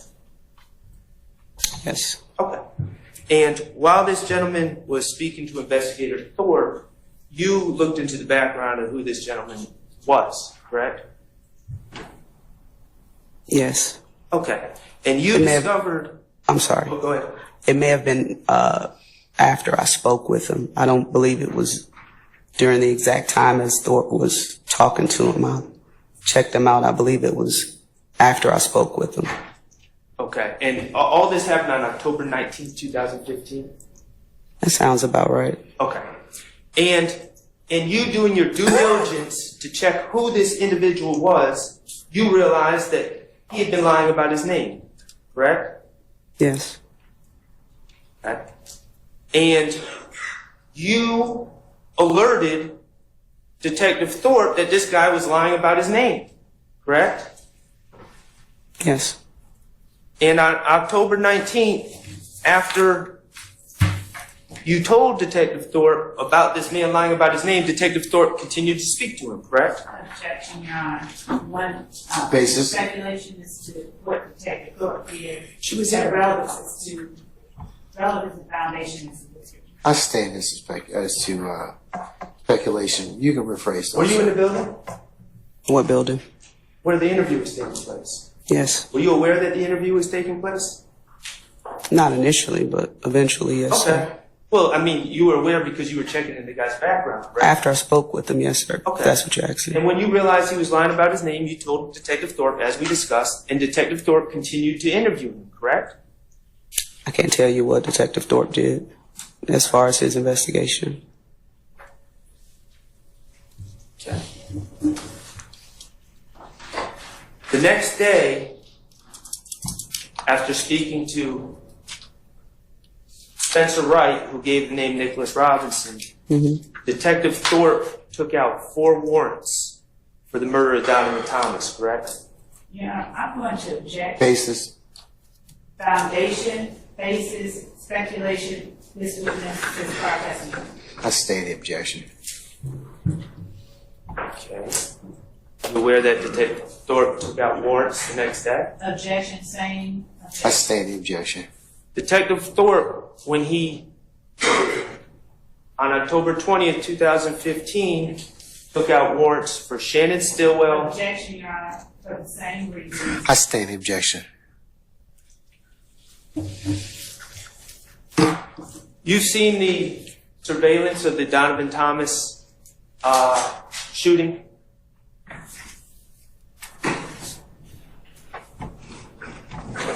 On McDaniel Street? I'm thinking. I believe I saw it on the news. All right. Like on the news. Schardt, I need to put a pause in there. We need to take a comfort break. All right. Ladies and gentlemen, we're going to take a comfort break. If you could come back for 11:45, please. And we'll be in meeting. All right. Thank you, Sergeant Ingram. All right, Mr. Schardt, go ahead. This court. Investigator Gator, to my recollection, I last asked you about the surveillance video from January 10, 2015, the Donovan Thomas shooting. Okay. Have you seen that surveillance video? I believe I saw it on the newscast, not the actual video that investigators retrieved, or are you just saying period? Either one. I believe I saw like a clip of it on the news. Have you ever seen the gentleman who now we know is Spencer Wright? Have you ever seen him in the video as being on the scene? I believe I saw the video, a short snippet of it on the news, like the vehicle driving by. I don't recall any particular persons or anything in the video, just the vehicle. Fair enough. You know an individual by the name of Kenneth Copeland, correct? I do. Okay. And I'm not going to ask about what was said to you by Mr. Copeland, but I am going to ask about the times you've seen him. Okay. You saw him on January 10, 2015 at police headquarters, correct? It was either the 10th or the 11th. Either 10th or 11th, night of the 10th, going into the morning of the 11th, correct? All right. Was that the first time you had ever met or seen or interacted with Kenneth Copeland? No. As an investigator, you give out your phone number to people in the community from time to time, correct? Are we speaking about something specific or? You give out a number for people to call you, if they have information, things like that. I have, but it's not a general practice where I just hand out my phone number. Okay, do you, at that time, I'm talking 2015, when you were still with APD, correct? Mm-hmm. All right. Did you have like an APD work phone, or did you operate off of your personal cell phone? I had a work number. Okay, you had a work number. Yes, sir. As part of your investigations in 2015, you gave Kenneth Copeland had your work number, correct?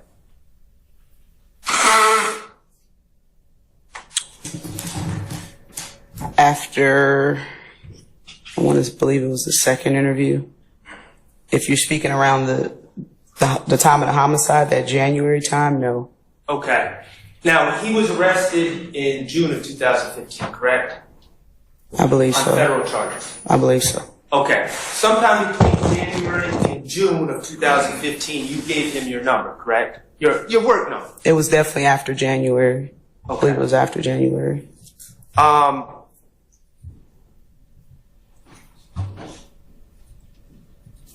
Did you have phone conversations? Again, not asking what was said. Mm-hmm. Did you have phone conversations with Kenneth Copeland in January of 2015?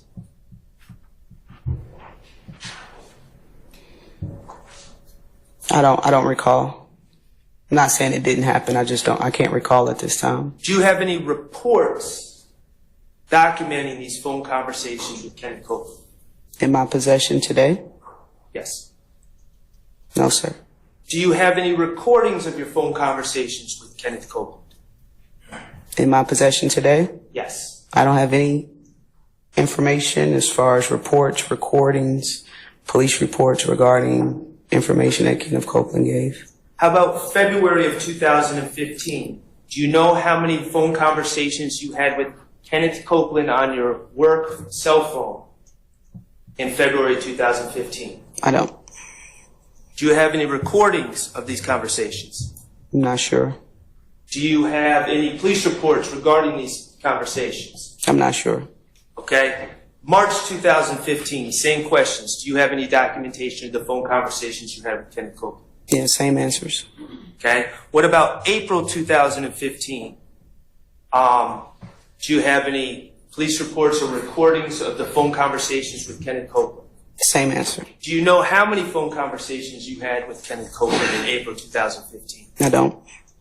How about May 2015? I don't recall a number that I've ever spoken with him as far as the time frame and the exact number. June 2015, before his arrest, do you know how many phone conversations you had with Kenneth Copeland? I don't recall a number of phone conversations ever for Mr. Copeland. Okay, and do you have any police reports summarizing how many phone conversations you had between Kenneth Copeland and your work cell number from January to June of 2015? Here with me today, no. Where would those reports be? I haven't. If you know. I sustain the objection. Do you know where those I reports? sustain the objection. Okay, did you write reports about those things? I believe some of the information was documented, yes, if we were speaking about a particular investigation. I'm not speaking about the investigation generally. I'm talking about these phone conversations. What is your question? Did you write reports regarding the phone conversations? Your Honor, I object on the basis of vagueness and ask for various. I state the objections to form. Did you write any reports regarding the phone conversations between you and Kenneth Copeland between January 2015 and June 2015? Are you speaking about a particular incident? I'm just. I don't want to speak generally to you. If you Any phone conversation that you had, did you write any reports? If you're speaking about something specific, you can ask for something specific. So Okay, well, I don't want. I'm still answering. So I don't want to answer you generally because I don't want to give the wrong or mischaracterization of my answer. So if you're asking me something specific, I can ask something. I would like to be very specific. Okay. What date did you have a phone conversation with Kenneth Copeland in February 2015? I don't recall a specific date, but I have had phone conversations with Mr. Copeland several times between January and June. So, and did you write reports? Are you, again, asking about something specific? Specifically on February 22nd of 2015, did you have a phone conversation with Kenneth Copeland? Was that a particular incident that occurred that day? No, can I have your reports? Your Honor, I object. I state the objection. Okay.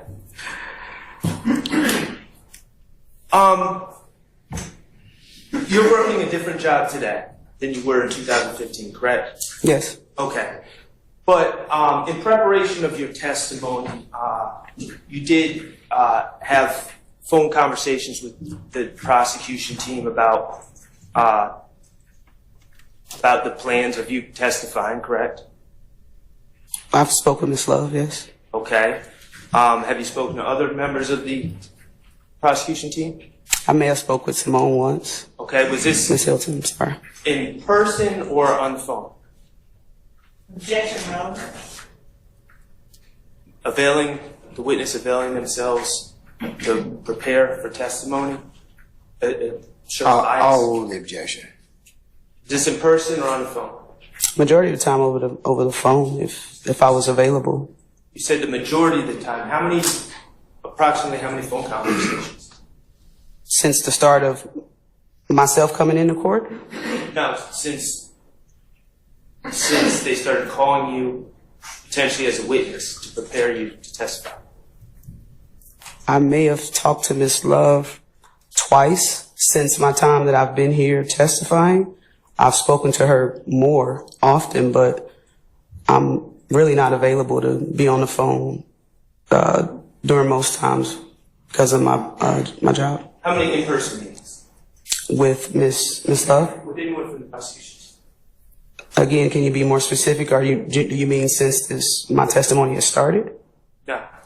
One. Since this case started? I don't know when this case started. For me, it started 2015. In the last year, regarding this case, how many in-person meetings have you had with members of the prosecution team? I may have met with Ms. Love once. Okay. Is that in addition to the one time you said you met since your testimony started? No, I see Ms. Love every day that I'm here. Okay. So you talk to her every day that you're here as well? Yes. Okay. So, for instance, I believe it was on Tuesday, you were asked, the first questions you were asked were to clarify telling Walter Murphy that you were going to give him a chance to sober up. Remember that? Yes. Okay, the state spoke to you about that the day before and said, hey, you said sober up. We're going to ask you about that, correct? I don't believe so. Okay. I don't recall if they did. Okay.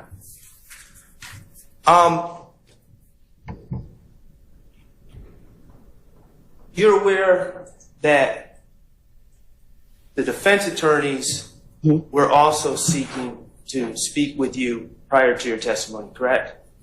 I believe Mr. Steele reached out. Okay. Mr. Steele wrote you an email hoping to speak with you, and this was around December of 2023, correct? I object to any questions about what someone else did. I stand the objection. I stand the objection. But you can rephrase if you like. Okay. As a witness, Mr. Steele reached out to you about talking about the work in this case, correct? The work in this case, or that he wanted to speak with me about regarding this case? About the work you did in this case. Oh, I didn't hear you. I couldn't understand. You said the work you did. I didn't. Yes, the work you did in this case. He stated he wanted to speak with me in regards to the case. He didn't say a specific reason. And initially, there was going to be a telephone call to discuss things, but eventually you said that you did not want to speak about the work in this case to the defense side, correct? No, you're incorrect. Okay. I'm going to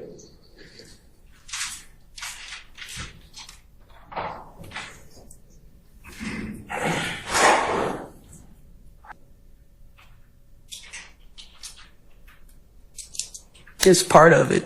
You missing a little bit. okay, you can put down. Are we looking at just the first page, or you said? I'm asking a question. You said, "Is this an email that I sent to Mr. Steele?" Is that what you asked? Okay, this is a portion of an email chain.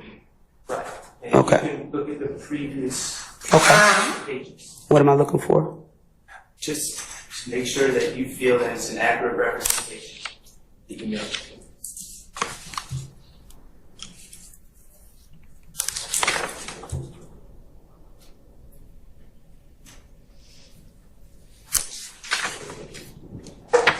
I believe this is accurate, but your characterization of what I said is inaccurate. Well, we're going to talk about exactly what you said. Absolutely.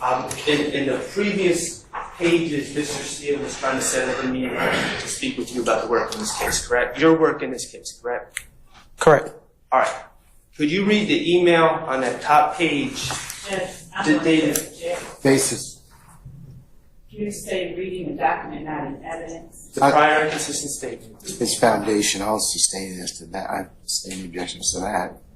Betty, is this an accurate depiction of the emails that were exchanged between you and Mr. Steele?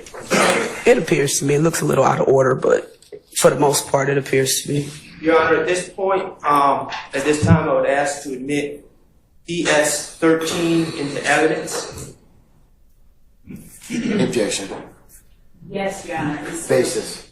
still hearsay, not inconsistent. I sustain the objection. Investigator Gator. Yes, sir. On December 28, 2023, did you write, "Good morning, Mr. Steele. I have decided not answer any questions at this time. Hopefully you are able to find answers to any questions you may have in my corresponding police reports." Is that what you said? Is that what you emailed? That is what I emailed after Mr. Steele was given an opportunity to call me and meet with me, and he did not meet that time. So therefore, I was not going to keep rearranging my schedule because he did not meet that time. Hopefully you are able to find answers to any questions you may have in my corresponding police reports. Investigator Gator, where are your police reports? Objection, Your Honor. Asked and answered. I sustain the objection. I have no further questions. Thank you. Investigator Dennis and I began to try to find the backstory of incidents that occurred prior to the homicide of Mr. Thomas. Was it? You're dealing with three of the realest police officers you ever come across. Off top. You're dealing with three of the realest. And trust me, I understand your situation. And you just getting out all that good shit. But if you come to me just on some real shit, like, hey, I just got out of jail, I need something, could you throw me a little something? I get that. But do you really, huh? But if you really think that I'm a... Detective Gaither, for the record, the exchange that just took place between D'Angelo White, you, and Detective Dennis, would you explain what that was regarding? We showed him the lineup. We wanted him to, if he could, pick out a person that he knew was responsible for shooting his friend. He began to, what I felt like, try to extort for some money to do the right thing, asking for $20 to pick a person out. And I just kind of excuse my language on the tape as well, but I'm not going to pay you to do the right thing. Either you're going to do it. And I told him then, just show me where the shooting happened and you can basically get the F out of my car. I mean, I'm not going to go back and forth about paying you to just do the right thing for your friend. So that was the gist of it. And that amount that he wanted was how much? $20. Page with this person's name and his date of birth, or her date of birth. And scrolling up along that, who wrote the word copy above the date and those initials that we see there? This is my handwriting. I wrote copy, the date, and my initials. What was the purpose of that? A copy was given to the Fulton County District Attorney's Office. Okay. So I just wrote copy and not my original copy. Speak up, please, if you could. Sir? If you could speak up, please. Oh, sorry. I wrote copy. This here was given to the Fulton County District Attorney's Office. So I just dated the date that I made the copy. I didn't want to give them my original at the time, so wrote copy, the date, and my initials. And Your Honor, does the court wish that I give to the witness the microphone I'm no longer using, or would you just prefer we keep eyes? Yes. Beginning with the date. Would you please tell the jury what that writing is, who wrote it? I wrote it. Talking about here? Yes. I wrote it. What was the purpose of that writing? To memorialize what the lineup was for and the date that it occurred. And what is the name depicted under the date 7/13/15? D'Angelo White. And what are the numbers depicted under the name D'Angelo White? 2/24/97, which is his date of birth. Now, what is written underneath that date of birth? Identified Walter Murphy, aka DK, as person with assault rifle and shooter with the number 3. All right. And then what's that at the bottom in the circle? My initials and my police ID number. And the copy on the far left, is that for the same reason that you described earlier? Yes. All right. Advancing to page 3, if we could flip that around.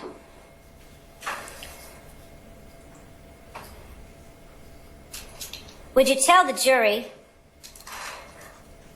what it is, that's good, what it is that they are looking at on page 3 of State's Exhibit 73 Bravo Bravo Alpha? This is what we call a photographic lineup. It generally contains 6 persons, 1 picture to include the person that you suspect is involved in whatever type of incident that you're investigating. Now, which person is circled out of these 6 people who are depicted here? Walter Murphy.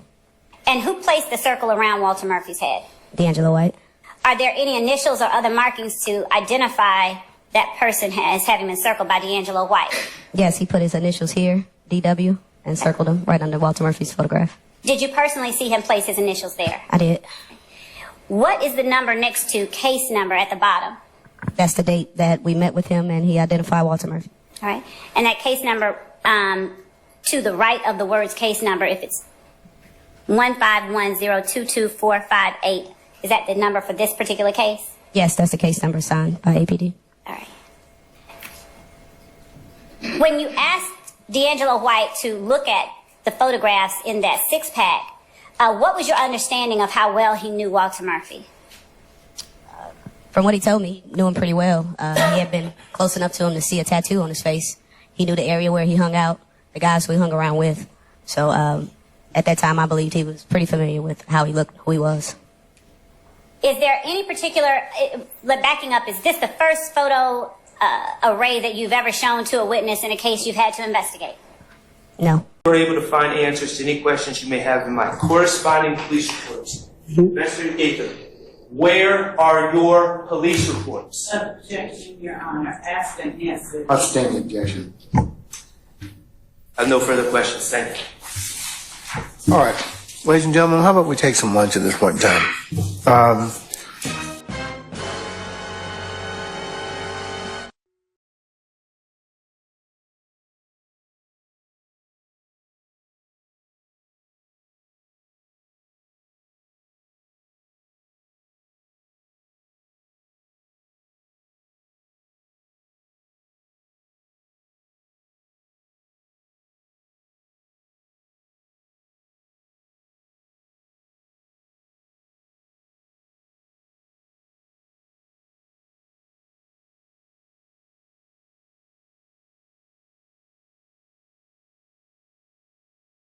I don't remember what I said, but I was high every day for a whole year, and I was saying anything. I was saying done anything to get out of here. I was saying done anything. You know, you guys did that to them. I'm gonna let you know, at some point you're gonna have to pay the piper. If I get control of this pipeline, I run the city. I'm so high right now, y'all. I'm about to go to sleep on y'all ass.